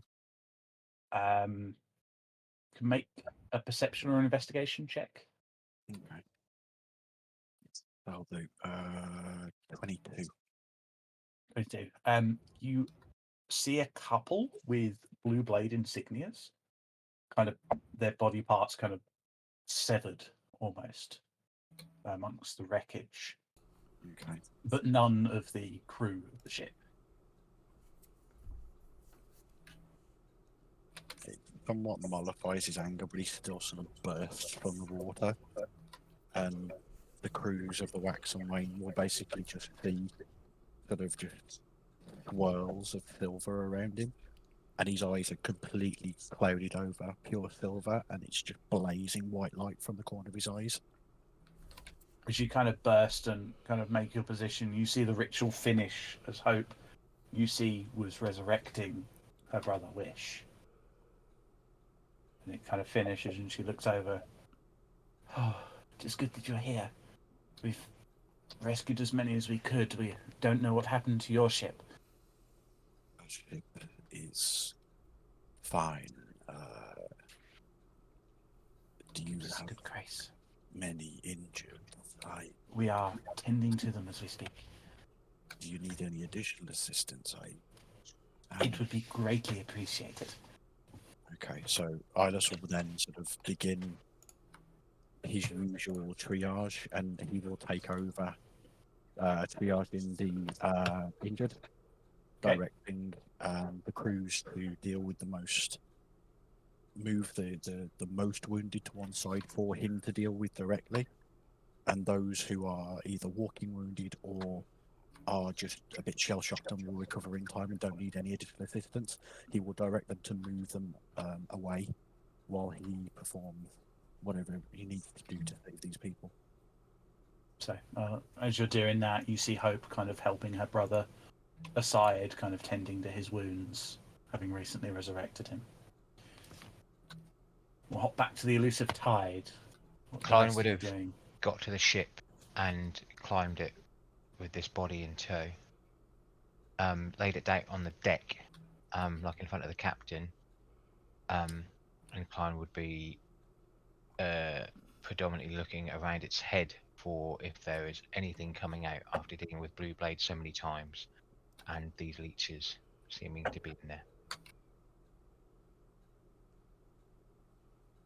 Sorry, what were you doing with the body? My So brain just... No, that's right.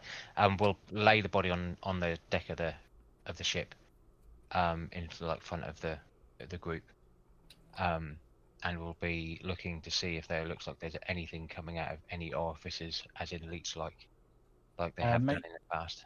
Make an investigation or a medicine check. Okay.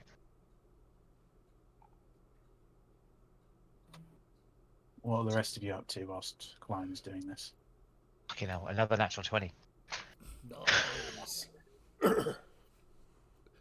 I'll just be flying around, keeping an eye out over the water, see if I can see any movement. I want to see if Captain Ishman is his ship is safe. Make a perception check. While he's doing that, Kirkin's going to check in with the ship, and then with the captain's permission, we'll go on down the docks to offer aid. Okay. Ilis, you see Kirkin approaching to offer assistance with the wounded. As Kirkin approaches, she'll probably see just a wall of silver flame in a circle around him while he's performing the prayer of healing. And just this sort of wall of silver flame just gets higher as he carries on. I'll nod and keep going. Yeah, his anger is incandescent at this point. Okay.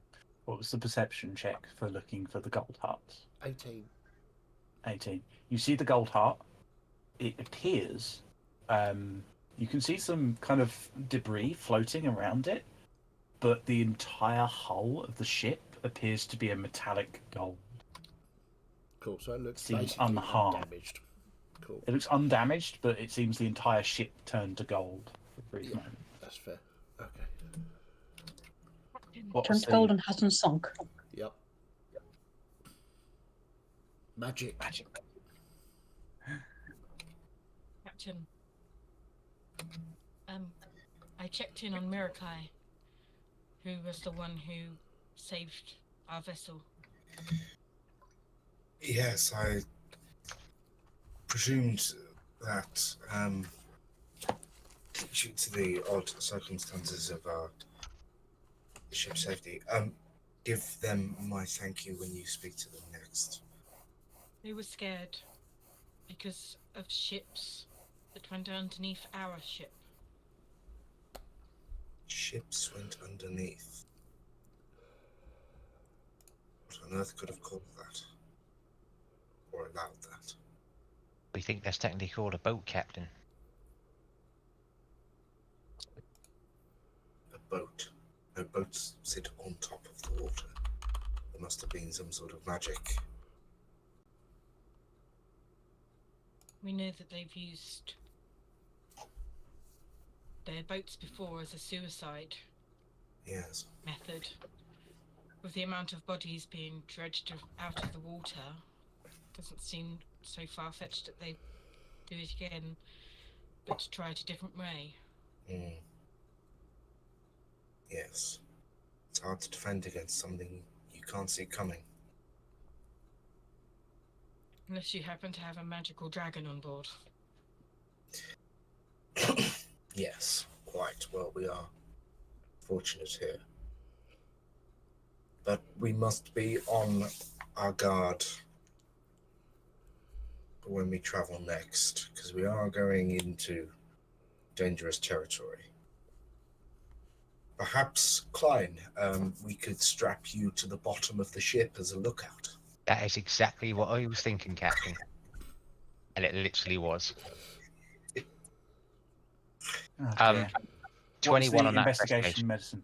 Natural 21 20 for 21. on investigation, you say? Yeah. You search them through. There appears to be no signs of any form of leech. You don't see any of the kind of like effects that they would have, and there's nothing wriggling, no movement in the body. Don't think these ones had leeches in them, Captain. Seem to be fine, but just on the safe side. And he pulls out the trident and puts it through its skull. Okay. The top of the skull shatters and breaks. I will note, this isn't Baldur's Gate. These aren't worms that live in the brain. They live elsewhere. Yeah, no, completely. But this is all he's seen so far, so. Okay. So, How long do we stay here for then, Captain, to help the others, or do we go straight south? Where are we going to? I think Maybe we'll we- offer... Sorry, Quarantine, go on. I was just going to say, Captain, we can't really go anywhere while 2 members of our crew are assisting in No, the of care course. of the injured. Obviously, we should stay here for the day, offer what assistance we can, and head off in the morning. So, Captain, if I may, we have been charged. Alderanis, sorry, Aldris. Sorry, who? Never mind. Slip of the tongue. We have been charged with a mission, I believe. Yes. Her Majesty Queen Orala has charged us with finding the head of this operation of the Blue Blades. So I suggest that we should move out as soon as possible. Well, yes, our mission is important, but so is... She did seem quite cross at the end there. Yes. Yes, that was worrying. Just a little, yes. So, to avoid angering her further, perhaps we ought to do as she's asked. I'm just going to sort of exchange looks with the captain. In fact, we were doing that anyway, and I've got to say, her anger didn't endear me to do what we were already doing any faster. Really? Right, I see. Let's Well, just see if we can help anyone. You were obviously not a worshipper of Orala, so it's understandable you would be... And you, Aldris, clearly don't remember the entire conversation. Do I not? Right. Did I... How? Did I miss a bit? Sorry, I'm just... We went in... Oh! I know why she was angry. You didn't leave the money. Shit, I actually didn't leave the money. How That's what it is. how genuine does Aldris seem right now of not remembering what happened? Make an insight check.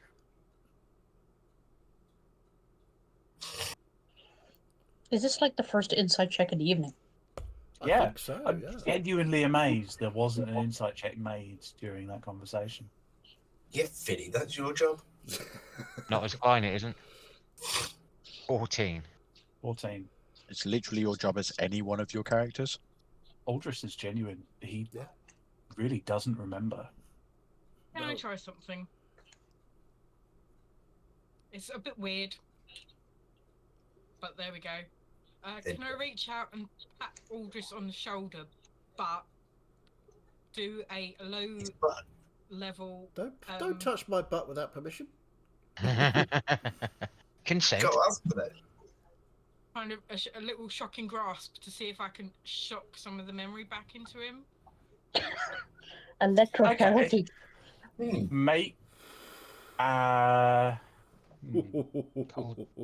Quarantine cast EC2. Because first of all, make a spell attack for me. electroshock therapy always goes so well. Oh, natural 1. Okay, you find you're not. Dead. You kind of miss. You go to do that to Aldris, you just end up putting your hand on him. The magic isn't able to disperse. I'm really not that interested in you, Quarantine. Perhaps Klein would be a better target.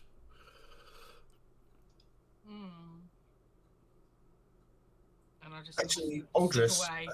Make a perception check for me, please, Quarantine.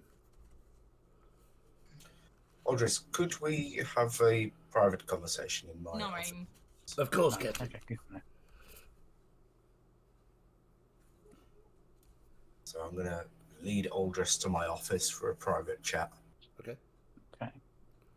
So as they're doing that, what's the rest of you doing on board, on deck, and on dock? As the captain said, we'll be here and for the rest of the day. Klein would go about the dock and see if there is any ships that do need help with repairs if they are too big. Okay. You can go about offering your services to help repairs. Some of the ships manage to avoid their the explosive fate in some cases. Yeah. Cool. You see Eyeless performing rituals. You see Kirk, and I assume you're helping with the healing and aid. Yep, still going up and down the docks to see where I'm needed. providing healing and aid. There's different groups from the different ships, kind of pulling survivors and those injured on shore. You see Beth Sire in his smaller humanoid form diving into the water and bringing up anyone who might still have a semblance of life in them. Once I've gotten the sort of 4 or 5 most injured out of danger, I would leave them with hope and wish after sort of making sure that Wish was okay after his seeming resurrection. What I'll say, those that are providing medical and healing aid, make medicine checks for me, please.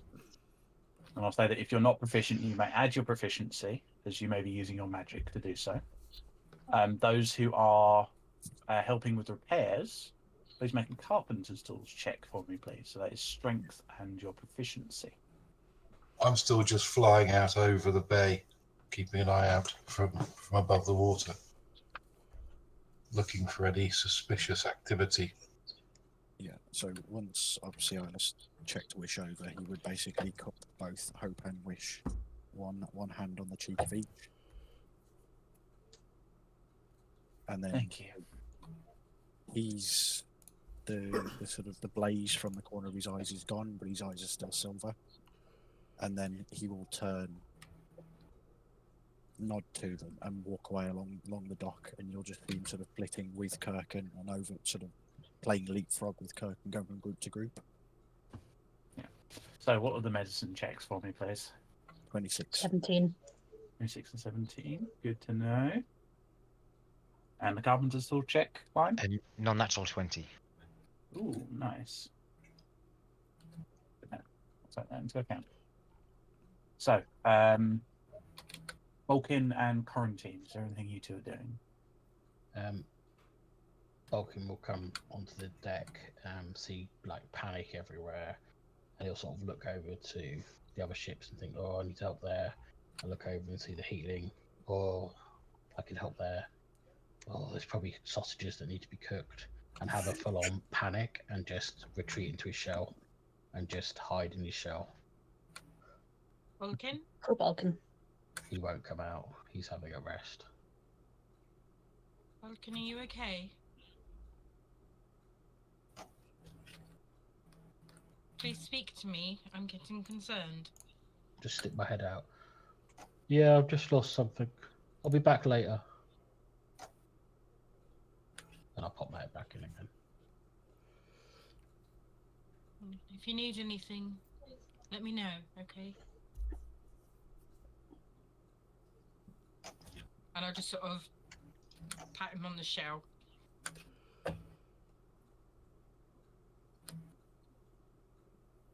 Okay. Actually, I will go down to the cook and get him to make a plate of sausages for Balkan and leave it outside his shell. Okay. Garland kind of looks at you and is like, "Oh, all right." And he And starts a couple of fish. He nods kind of understandingly and stokes up his fire. I mean, technically, there's no reason why you can't make a fish sausage. Fishage? Interesting. Fishage, yeah. Interesting. Precursor to the fish finger. You'll just see when that plate goes out, this hand will just quickly like take the fish but leave the sausages. Okay. So I we're will help going to myself jump. to a sausage and go and check on everything on board. We're going to jump to the captain's quarters. Zarut, you open the door to your quarters, and you hear a panicked, "Stay back! Stay back!" You see Orkana kind of there holding a dagger, kind of panicked, and she kind of looks at you. "Oh, sorry. I'm so sorry. Are you okay? Yes, I heard the explosions, and you said that, and so I decided to, yes. Wisely hide. Yes. I've only just gotten this life back, so rather attached to it. Yes. Quite. Well, I'm glad you're okay. I need a private word if I could have my office, please. Also, I'm sending Absolutely. anyone out who can help. There has been quite a bit of destruction. If you have anything, any magic or abilities that can help to heal people, please Oh, go and I do. assist. I'll get out there. Thank you. She kind of nods and kind of gives you a bit of side eye as she leaves, Aldous. I'll just smile at her. The two of you are in your. Aldris. Captain. So, the name Alderanis means nothing to you. Not as far as I'm aware, Captain. Should it? Yes, Ah. it's you. Good one, Captain. No, it's Aldris. Alderanis. I can Yep. see where you've got confused. No, I think that's your confusion. I'm not entirely sure on how it all fits together, but your memory troubles, they're all part of the same thing. I think you were once a very powerful and respected elf called Alderanis. No, don't just Really? hear me out. Okay. Mm, Yes. yes. We saw that visage of you during the conversation with Arala. You changed into this Captain, other did you want me to elf. get the doctor, perhaps? Are you not feeling so well? I'm Maybe a trying bag to on the explain, head with the explosions and stuff. Aldris, Yes. trying to explain to you why you have memory troubles. Ah, no, it's okay, because Hanra's helping me on that one. Well, As you say that, where is your shield at the moment, Aldris? My shield, as always, is just over my left shoulder. Okay. What's your passive perception, Zuri? 11. And yours, Aldris? 14. 14. You catch a kind of glint of something dark blue glow coming from your shield. One moment, Captain. I'll just reach up and pull it round. So You sort put of it round, slides and you down my see in the orcish skull this light kind of gathering. arm. Hey? Do you mean the skulls of the captains? The skulls of the captains. Oh, they're on my belt. One was an orc. Yes, it's on my belt, not my shield. Oh, I thought you'd strap those to your shield. No, I have them hanging off my belt. Oh, I've sworn you'd strap those to your shields. Don't think so. I feel like you did because you chose the unembellished one specifically to do that. He was going to, but he never actually got around to doing Yeah, it. I haven't actually done that yet. They're still on my belt. That makes sense. Okay. So you see the half orcish skull, kind of with this light, blue light glowing inside I of it. shall just sort of pick it off my belt. Well, that's interesting, isn't The it? jaw kind of unhinges for a moment, kind of shifts. Perhaps I might be able to be of assistance, gentlemen. You hear the voice of Ahanra, kind of Oh, as though she's underwater, deep underwater, kind of that's an slightly interesting trick. Well done. modulated sound. And I shall put the skull on the captain's desk. With your permission, Captain. Okay. I just put it on the desk. Yes. Hello, Captain. Aldous made a very particular deal.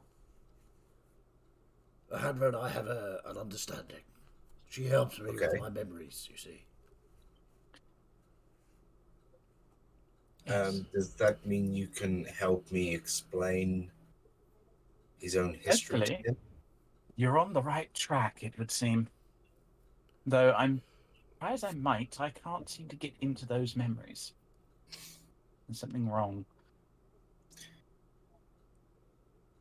Would Rala have something to do with that? I'm not sure. She did seem to force him back from Well, Alderanis to Aldris. how much do you know of sphinxes, Zaru? Very little.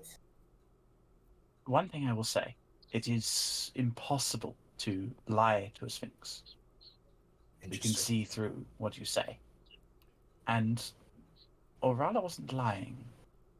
In fact, she seemed deeply upset. In fact, it brings me rather comfort, and you can rest assured in your deal with me. Gives me comfort to know that Kanamura is safe. Are they? But Oh, that's good to know. there's something wrong with this. Something very, very wrong. To try as I might, whenever I see that name pop up, Alderanis, it's as though it doesn't want to be found.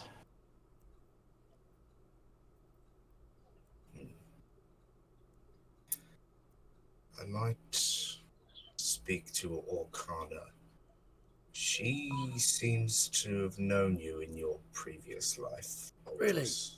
Oh, that's nice. Perhaps I did some sort of assistance or something. Worked in the whatever she does. She's a botanist. Yes, I probably did bottoms. And Alderanis, I'll refer to him as a separate entity as your memories appear to be separate. Probably wise. Said something about being the master of coin. Really? Oh, I do like the gold. Interesting. Excuse me. It's very interesting. That I had not been able to find. I think I missed that in your conversation. I mean, I was always good with the gold. I like being in charge of the gold. It always brings me great pleasure. Except when it, falls under the waters, all of it goes to shit and everything drowns. Everything falls under the water. Yeah, again and again, every time it falls under the It's water. the one memory that me and you share. Again and again, always. Absolutely. Every time. The city of gold falls into the ocean again and again. No, well, maybe not. Or is it more than just the city? It's me. Excuse me. I have memories of. Sorry, my voice is going. Yeah, copy. It's a tricky voice to keep going. Yeah. Every time I am getting things back together and being in charge again, it all falls under the water. The city of gold, the blue blades, I'm sure it was too many times to recount now. Those are the ones I remember most.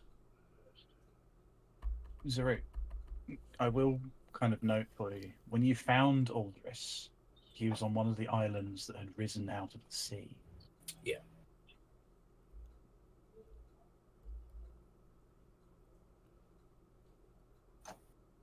This is interesting.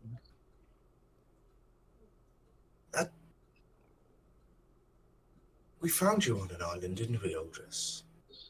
You did. You assisted in me getting to the gold, didn't you? Although, at that point, I wasn't on the crew, so I wasn't allowed to keep the gold, even though it was mine on my island.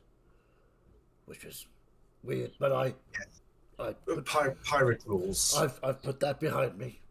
We can move on. And how would you have been on an island that rose from the sea? Well, I was on the island, wasn't I? Perhaps that was one of the times when I was under the water. I was abandoned, you see. on an island. By And I'll pick the other skull up, the gold one of Remy, by this fellow. Which is why he now currently sits on my belt, assisting me whenever I ask him. And then it all went under the water. And then, yeah, there's a big blank section.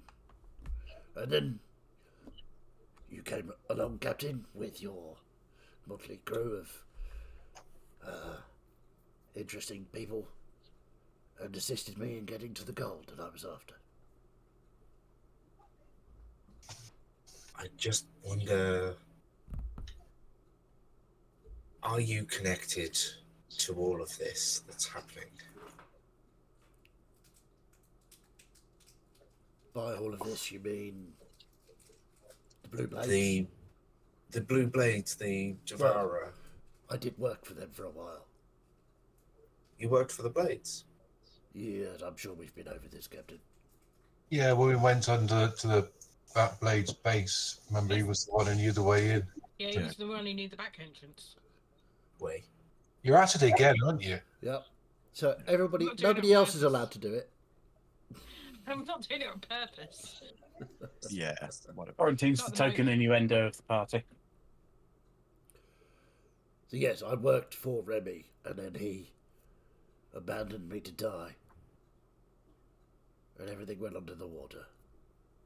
Again. Well, it seems to have worked out better for you in the long run. Yes, because I now look Quite. amazing, obviously.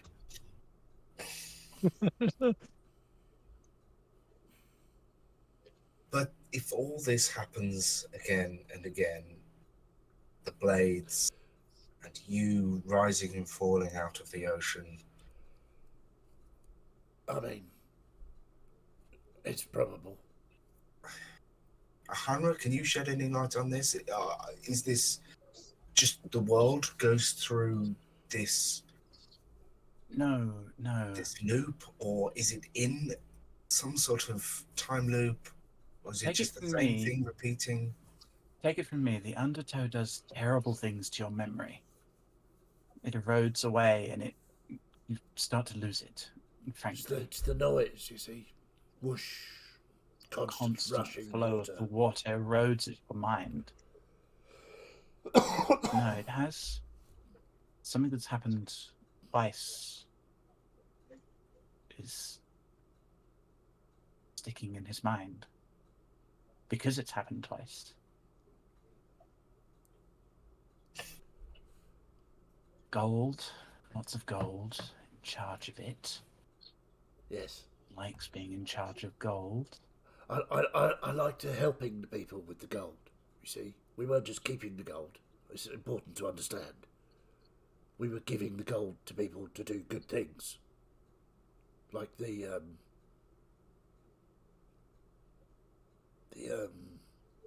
always asked for gold. the things where the devourers were. The prisons. Yes, that's them. Yes, you did. Yes, we had to give them the gold to that. We have to.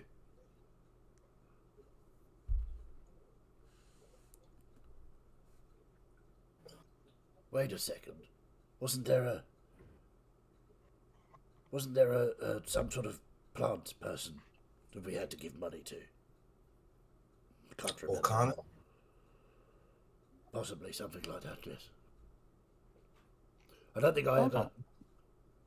What? I think I found something. Aldris, Yes. some of these memories don't look quite right.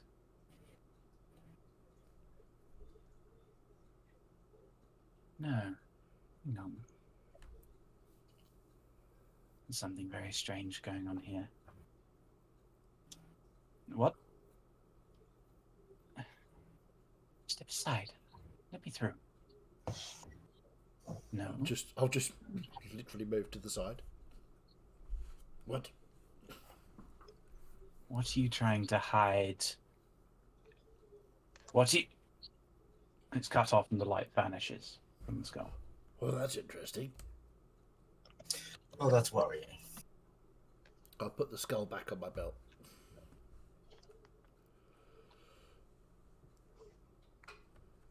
So, we should go kill some blue blades then, yes? Yes, we should. I feel like you have answers that not even you or Hunter can get a hold of. Indeed. And I know you're not. None of this is intentional on your part.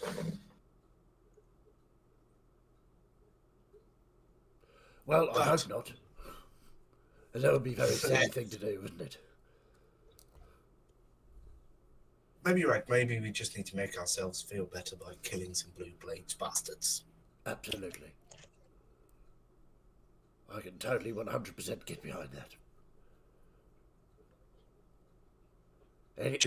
Anybody that has wronged me over the years, I will. Oh, I've seen that firsthand. And I'll just reach down and pat the skulls on my belt.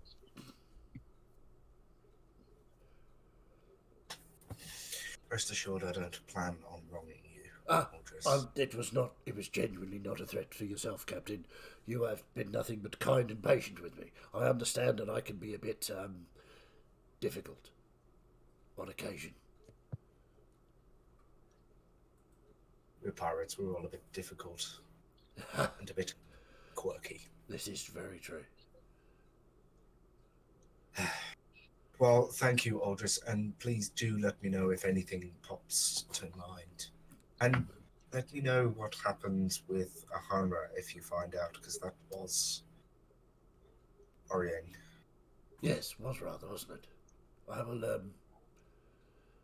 go on up on deck and ruminate. See if I can bring anything back to life.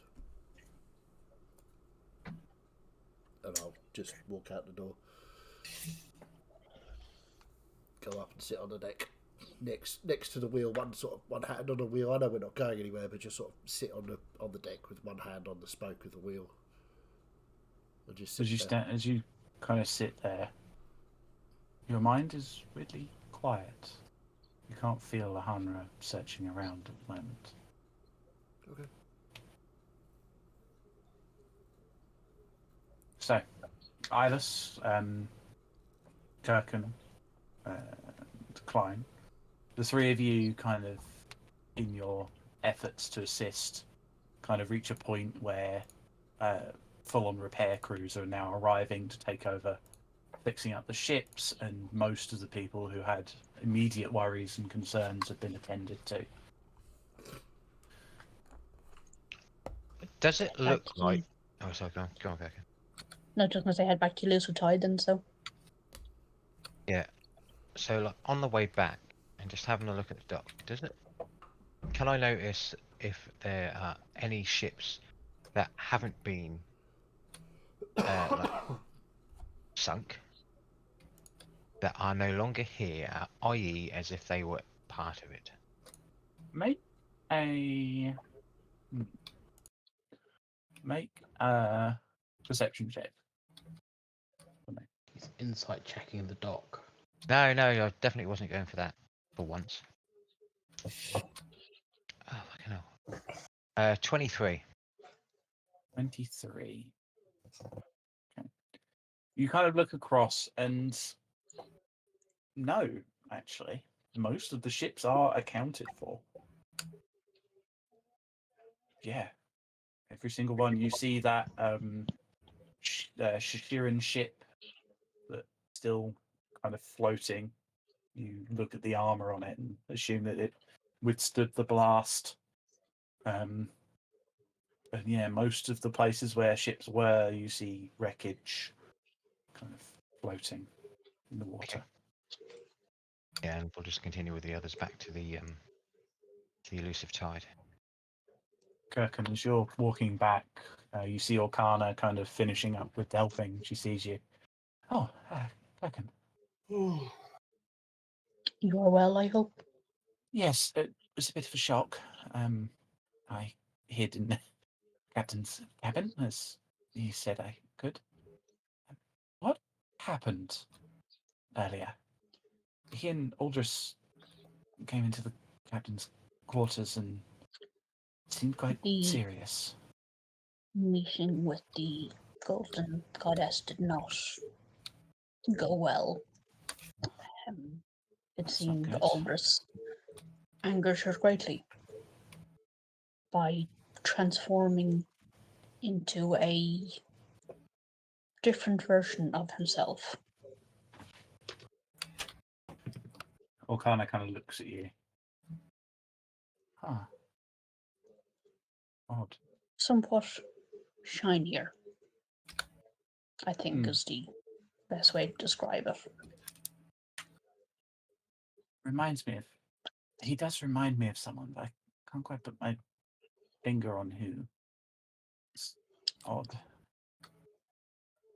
He Still. did refer to himself by a different name in the chamber, but I am not sure of how to pronounce it. The captain may know it. I have to ask you. Then. Strange times. Very Did strange. Did you mention Ahana's partner? That was part of what Aldous was asking the Queen about, which seemed to upset her. I see. It's odd. I never remember her being angry. Perhaps the incursion by the Blue Blades is troubling her also. Oh, I can imagine. In which case, our meeting was simply ill-timed.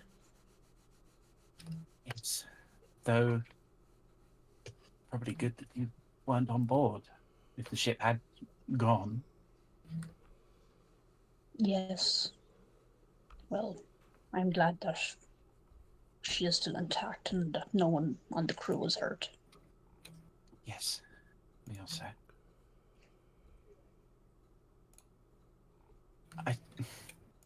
I'm sure you get this a lot, but you're a very calming presence, Kirkin. I'm glad to hear it. Right, we should probably check in with the captain. Now that everything's done. Yes. I shall accompany you. Okay. So you all convene back on the ship. The crew kind of reunite on board. What are the rest of you doing? Vulcan, are you still in your shell? Yeah, he's going to be a bit shellfish and just take some time just to chill out. A bit shellfish. I assume anyone who listens carefully can probably hear eating coming from inside. Yeah. Eating, napping. He'll probably More be eating. like fall asleep at some point and his arms will just pop out like he's, like dogs when they try and run when they're asleep. He'll be trying to like octopus in his sleep. Eating and napping, stop it. Your grandmaster is showing. Yeah. Hasn't Someone fireballed get that anybody yet. vegetarian. So, what are the rest of you? What are you rest of you up to then? I'll wander around the dock, see if I can offer any assistance. Not medical, obviously, but talk to some of the captains, make sure things are okay. As you're kind of walking and talking, you run into a pair of tieflings. They look to be twins. And one of them says, "Oh, are you the captain of the Elusive Tide?" Yes, Captain Zaritskoza. Pleasure to meet you. Captain Hope, this is my brother, Captain Wish. Oh. Ilis is a member of your crew, is he not? Yes, that's right. Yes, I'm a little concerned. He seems to be running himself ragged over there. Yes. He does that.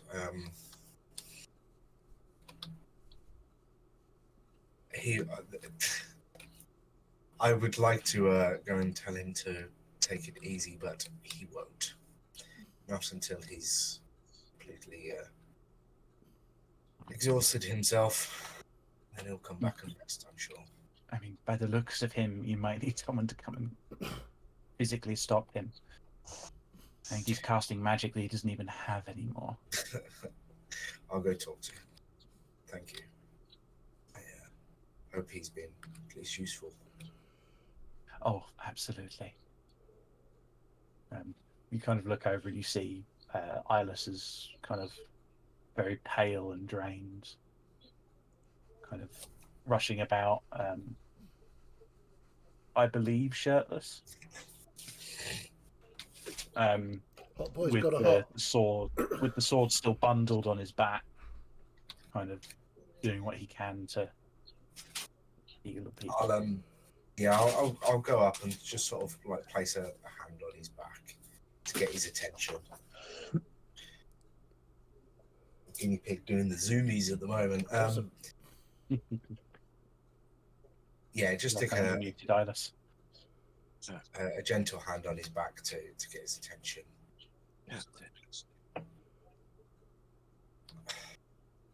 Alice, you've done as much as you can. Please come and rest. I will not admit this to anybody else. You are correct. I've done what I can, more than what I should.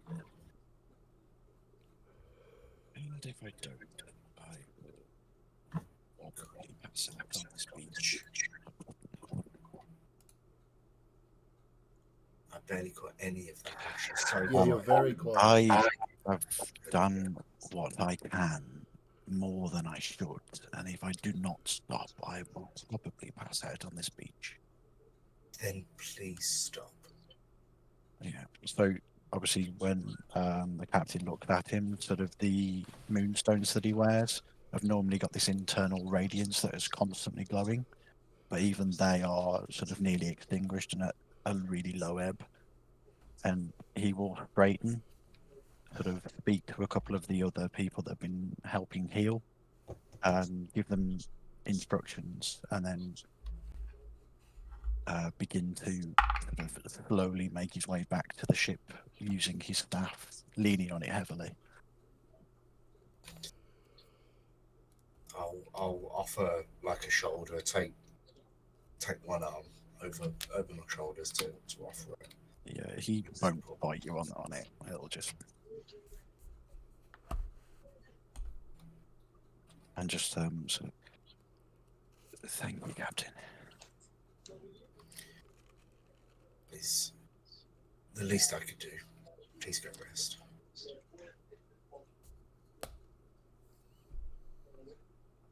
And he will allow the captain to guide him back to the ship, and then he essentially just collapses in his corner.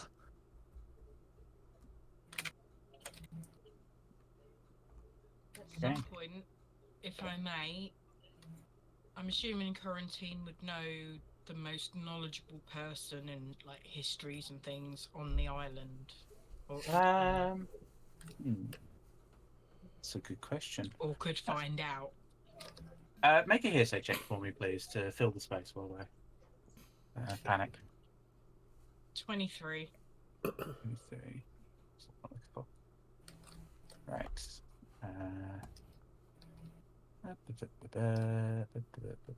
Sorry. Just. In particular about Arala's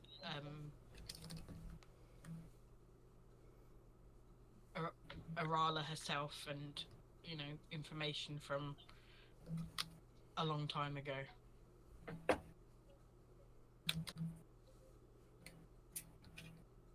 Okay.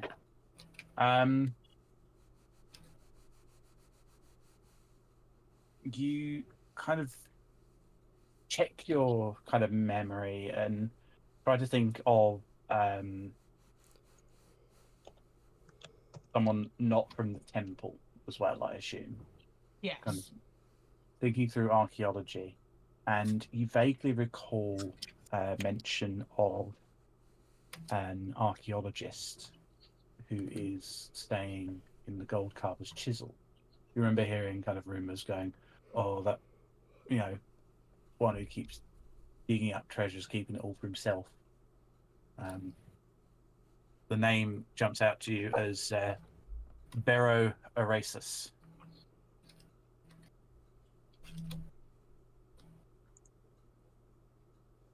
I want to go and see if I can find him. Okay. You kind of head up to the Gold Carver's Chisel, which is, I will ping on the map for the fun of it, up here. You step in, and the place is a little bit abuzz. There's a few people kind of talking about the explosions that happened. You can see a couple of figures behind the bar, kind of serving drinks. Irenza and Tisa.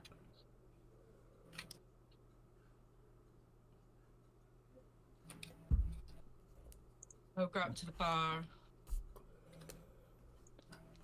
Hello, my friends. Oh, hello.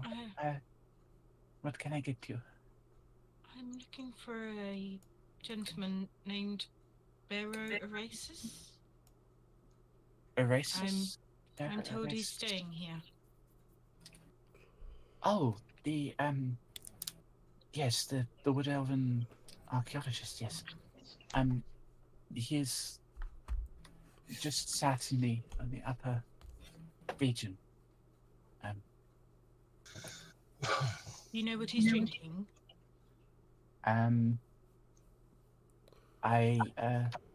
Irenza. And she turns around, and you see a slightly older looking dark elf kind of wander over. Yes, yes. Hello. What is wrong, Tisa? What is the archaeologist man drinking? Oh, he does not drink alcohol. Most wood elves do not. So, water, I'm afraid. Very well. 2 waters then, please. Certainly, I will send them out. And I will make my way up and be looking out for a wood elf who looks like he could be an archaeologist. You kind of look around, you see this kind of copper-skinned wood elven man, dark brown hair kind of neatly arranged into a bun on the back of his head.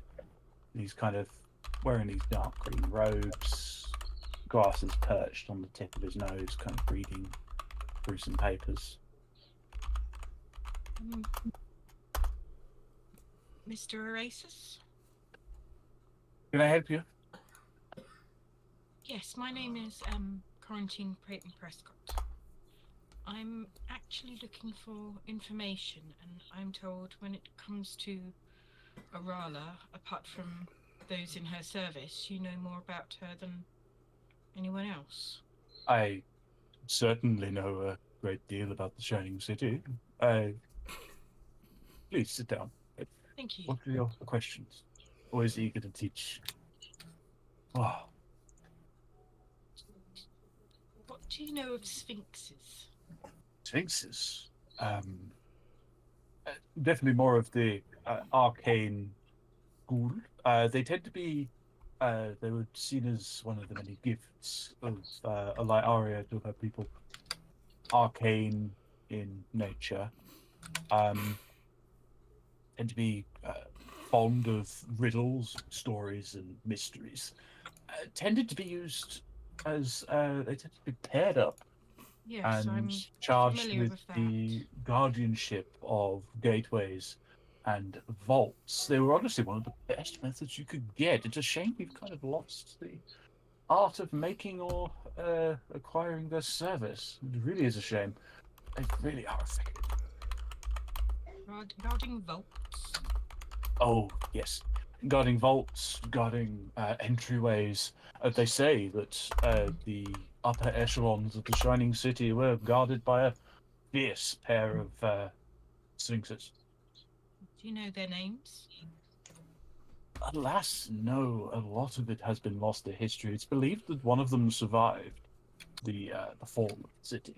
But alas, no one has seen her in many, many years. Well, many, many centuries. Thousands of years. A long time. You say one survived. What happened to the other one? Oh, the story goes that she remained in the gatehouse as it was overrun by the flooding waters that coated the city. Do you know much about the fall of the Shining City? Little, but I admit I am not truly versed. I But see, I I do have an see. interest in elven archaeology Oh, and it really artifacts. is fascinating. You can really see the lengths that Orala has gone to recreate the architecture of the city and the buildings in this city itself. It really is fascinating, is it not? The kind of pyramid-like structure of the buildings is a marvel to behold, and the amount of gold and fine detail work put into them. He just starts kind of rambling on about architecture. Yes, and that's very interesting, but I'm more interested in knowing more about the sphinxes if you Oh, yes, sorry. what caused the sinking of the Shining City in the first place? This is an oft-told story. It is said that uh, every great elven empire has fallen in one way or another, and the Shining City of Gold was no exception. Um, it's said that the greed of the elves there, partially fueled by Orala and her council, grew too great, and Tiderace saw fit to sink the city beneath the waves and bind Orala to his service to teach her a lesson about her greed. Though some things don't add up with the story, if you ask me. Why would Tiderace give the gift of godhood to someone who he was punishing? That does seem a little peculiar. Unfortunately, the dragon has turned down any of my efforts to speak with her. It's an absolute crying shame. I'm sure she would love to talk about the history and culture and architecture of her empire for May I many, ask? many days. Sorry to interrupt your fascinating conversation. Make a deception check on that one, please. There was no sincerity in that at all, was there? 15. 15. I think Okay, she's cool. had practice with certain people in the crew. He got a 7 on his insight, so you're fine. Yeah, but you can't flirt with somebody who probably finds a hole in the ground more attractive. Not trying to flirt right now. Does the name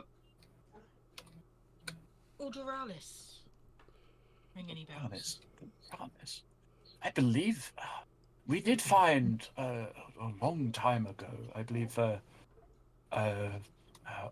of my colleagues. Sorry, hang on. I'm trying to remember something here. One of my colleagues, Karina, mentioned finding a tablet with the kind of the Council of Gold inscribed on it. Aldoranis was a name on there, I believe. Gold.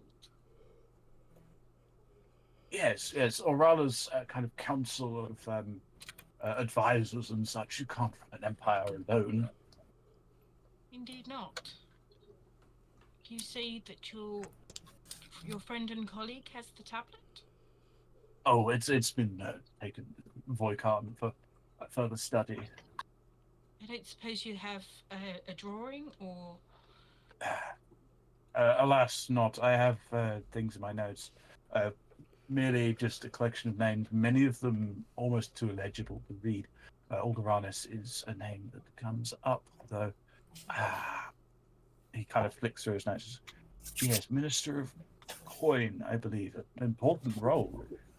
I Are can there any imagine. other names that were legible? Not that I have in my notes, I'm afraid. There may have been some updates. I'll have to check in with the folks in Voidcarn. It's only been 10 years. I'm sure they'll be fine. Any information you could find would be most gracious. I certainly shall. I didn't catch your name. Sorry, Quarantine Peyton Prescott. Quarantine Peyton Prescott. Good to know. Good to know. I am first mate Yes. aboard the Elusive Tide. Oh, you're a pirate. Yes. Yes, I'll get that information for you, certainly. And your discretion would be most appreciated, and I'll pass over 20 gold. He kind of like very nervously kind of covers it with his hand and slides it in and says, "Yes, I'll get as much information as I can." He kind of reaches into a bag and starts pulling out a spell book, kind of nervously flicking through the pages. Please, Barrow, you have no need to be nervous. We're friends. I hope. Yes. He's lying through his teeth. He's terrified. Thank you. This has been enlightening. Good. Always pleased to teach people the history of our great elven ancestors. Did you know that it is theorized that most of the mortal races of Lurendura are descended from the progenitor elves, including humans such as yourself? I find it quite odd that gnomes and dwarves would be descended, but he starts rambling again. Thank you, Barrow. And I'll just sort of lean down and give him a little kiss on each cheek. I must be off now, but thank you. And please forward me any information you may find. I will do. As you walk away, what's your passive perception? 15. You see him kind of carefully kind of cleaning the cheeks because he seems desperately afraid of you. Oh, I suspect he's really not charismatic. With your passive insight, you get the sense that he's afraid that you might have poisoned him or something. Let's Bless. carry on walking. So you head on back to the ship. When can I expect Fine. my royalty check for Rambling Scholar?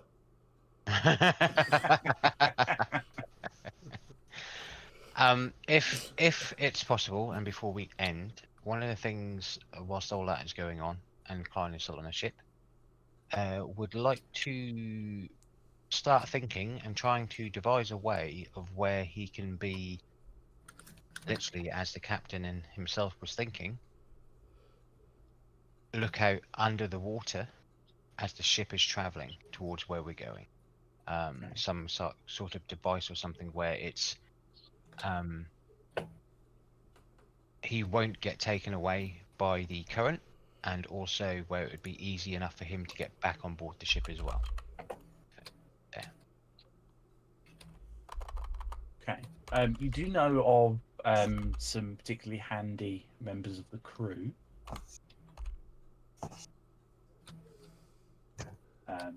You've got several artificers on board who could assist you with that.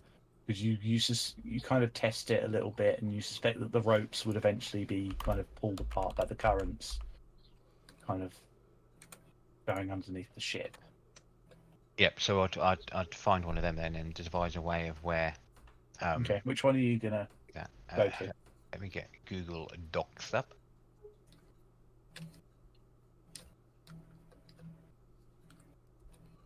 I will. Fucking bright, Jesus Christ. Yeah.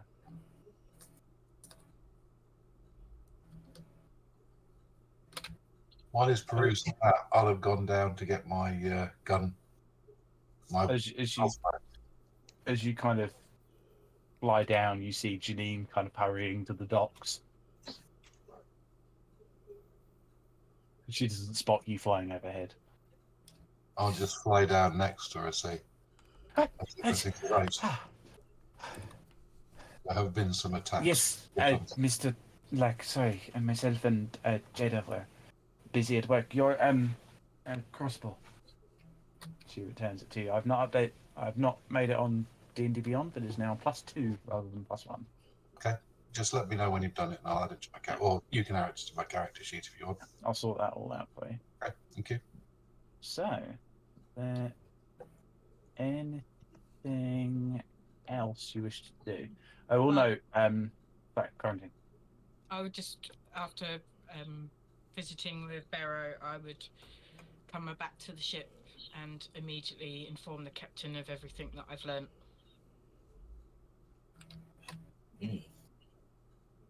Are you doing this Very good. on deck or in the captain's office? In the captain's office. Okay. Very good, Quarantine. Good thinking. I thought the more information we knew, the better. Naturally. Now, Barrow thought it funny that a god that made another god would condemn that same god's temple to the ocean's floor at the same time, and I must admit I am perplexed.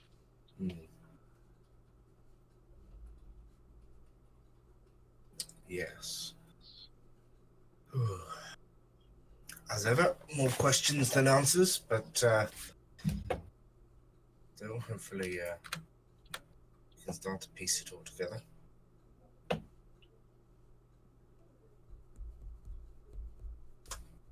He said he will let me know if you can find out any other names on that tablet. I don't know if it's of any significance, but it can't hurt to know. No, certainly not. Excellent. Okay. I think he was a little bit afraid of me once he found out that I was first mate aboard the ship. Ah. Hopefully that doesn't mean he's too scared to come forward with some information.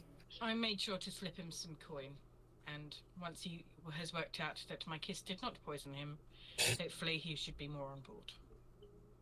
Yes. There is a knock on the captain's quarters door. Captain, there is an elf here.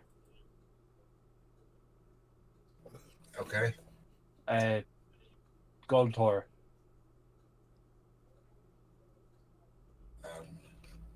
Sorry, that sounded like gold whore. Gold whore. Yes. Yes. Oh, okay. That is what Proshka said. Isn't that Aldris? Aldris Goldhall. There you go. It's slang for any follower of Orala. See, I was expecting to take a different line there and go, it's pronounced Benoit. Yeah. That would have been a She better says she line. has a thank you. blessing. I'll be there in a moment.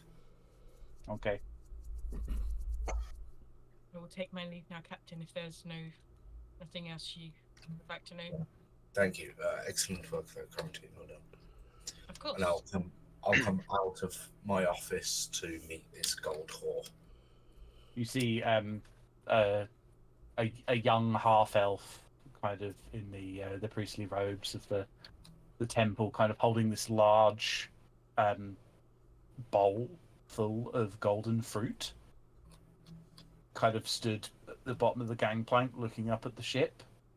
She seems quite new to the job that she's been given. Can I help you? And is this the Elusive Tide? That's what's written on the side. Good. I have been sent by Queen Orala to deliver her blessing to you. Ah. Thank you. She says once you leave for your mission, that each of your crew should eat of these fruits. I will come down the gangplank to greet this person. She seems a little bit nervous and kind of offers you the bowl. Thank you. May you be blessed with fortune. Excellent job, and I'll tip 10 gold. Thank you. Yours or your queen's, whatever you decide. She kind of nods and kind of looks up and kind of and hurries off. And you turn around and you see Proshka just kind of smiling down, looking at the half-elf. But I like them like that. The gold ones are fun. When Proshka turns round, Aldris is standing directly behind her. No. You can have your turn at some point if you want. He's just looking at her. Oh, don't be a sourpuss. She laughs and kind of wanders off, resuming her deck guard duties. I just shrug my shoulders, go back and sit on the deck with one hand on the wheel.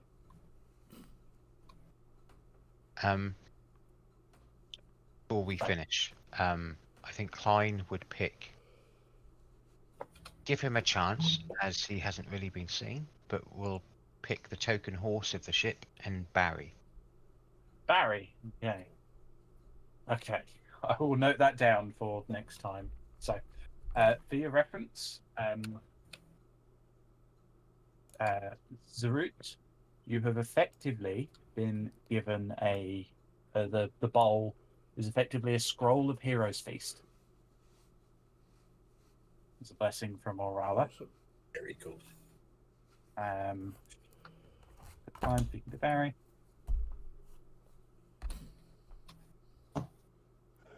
So, I'll say is as you all kind of ponder the many things that you have learned today and have dealt with the crisis at the docks, that is where we are going to finish. Yay!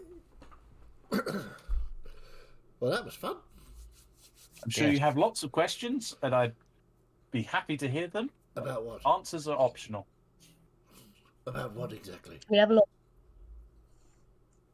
Well, I feel like we survived being potentially killed by a goddess, so yeah, and we that's gonna be a way to level up. we fought. Yeah, I was about to say we fought 4 centuries of that. So do we level up? No. We- No. Or to try. In fact, I'm taking XP away from you for upsetting the god.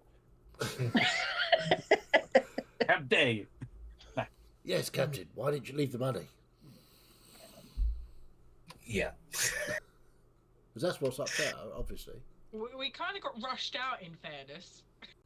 I mean, I've slept since then. Come on. I just forgot. You really haven't. Yeah, but the driver. We left and there's immediately explosions. We have not slept. So, But I think he means from last week when he said he was going to make a yeah, donation to this week. player has slept. Player Not has character. slept, exactly. Right. When I'm in the DM driver's seat, I go 100 miles an hour constantly. So, but I hope we all Yes. enjoyed. Indeed, yeah, Mm. absolutely. Really enjoyed it. Despite losing my voice, I apologise for people who were You're fine. liking the voice and then it went horrible. So Those voices are difficult to keep up. they are. So yeah, thank you everybody for playing. Thank you, Jay. Shout out to the maps as well, because I know you worked a lot of put a lot of hours into them.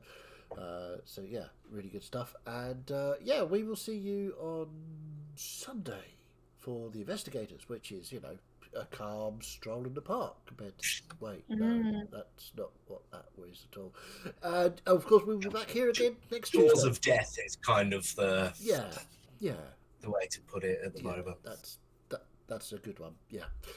But yeah, if you liked it, fantastic. We love you. You're great. You're absolutely brilliant. If you didn't like it, however, well, off you fuck.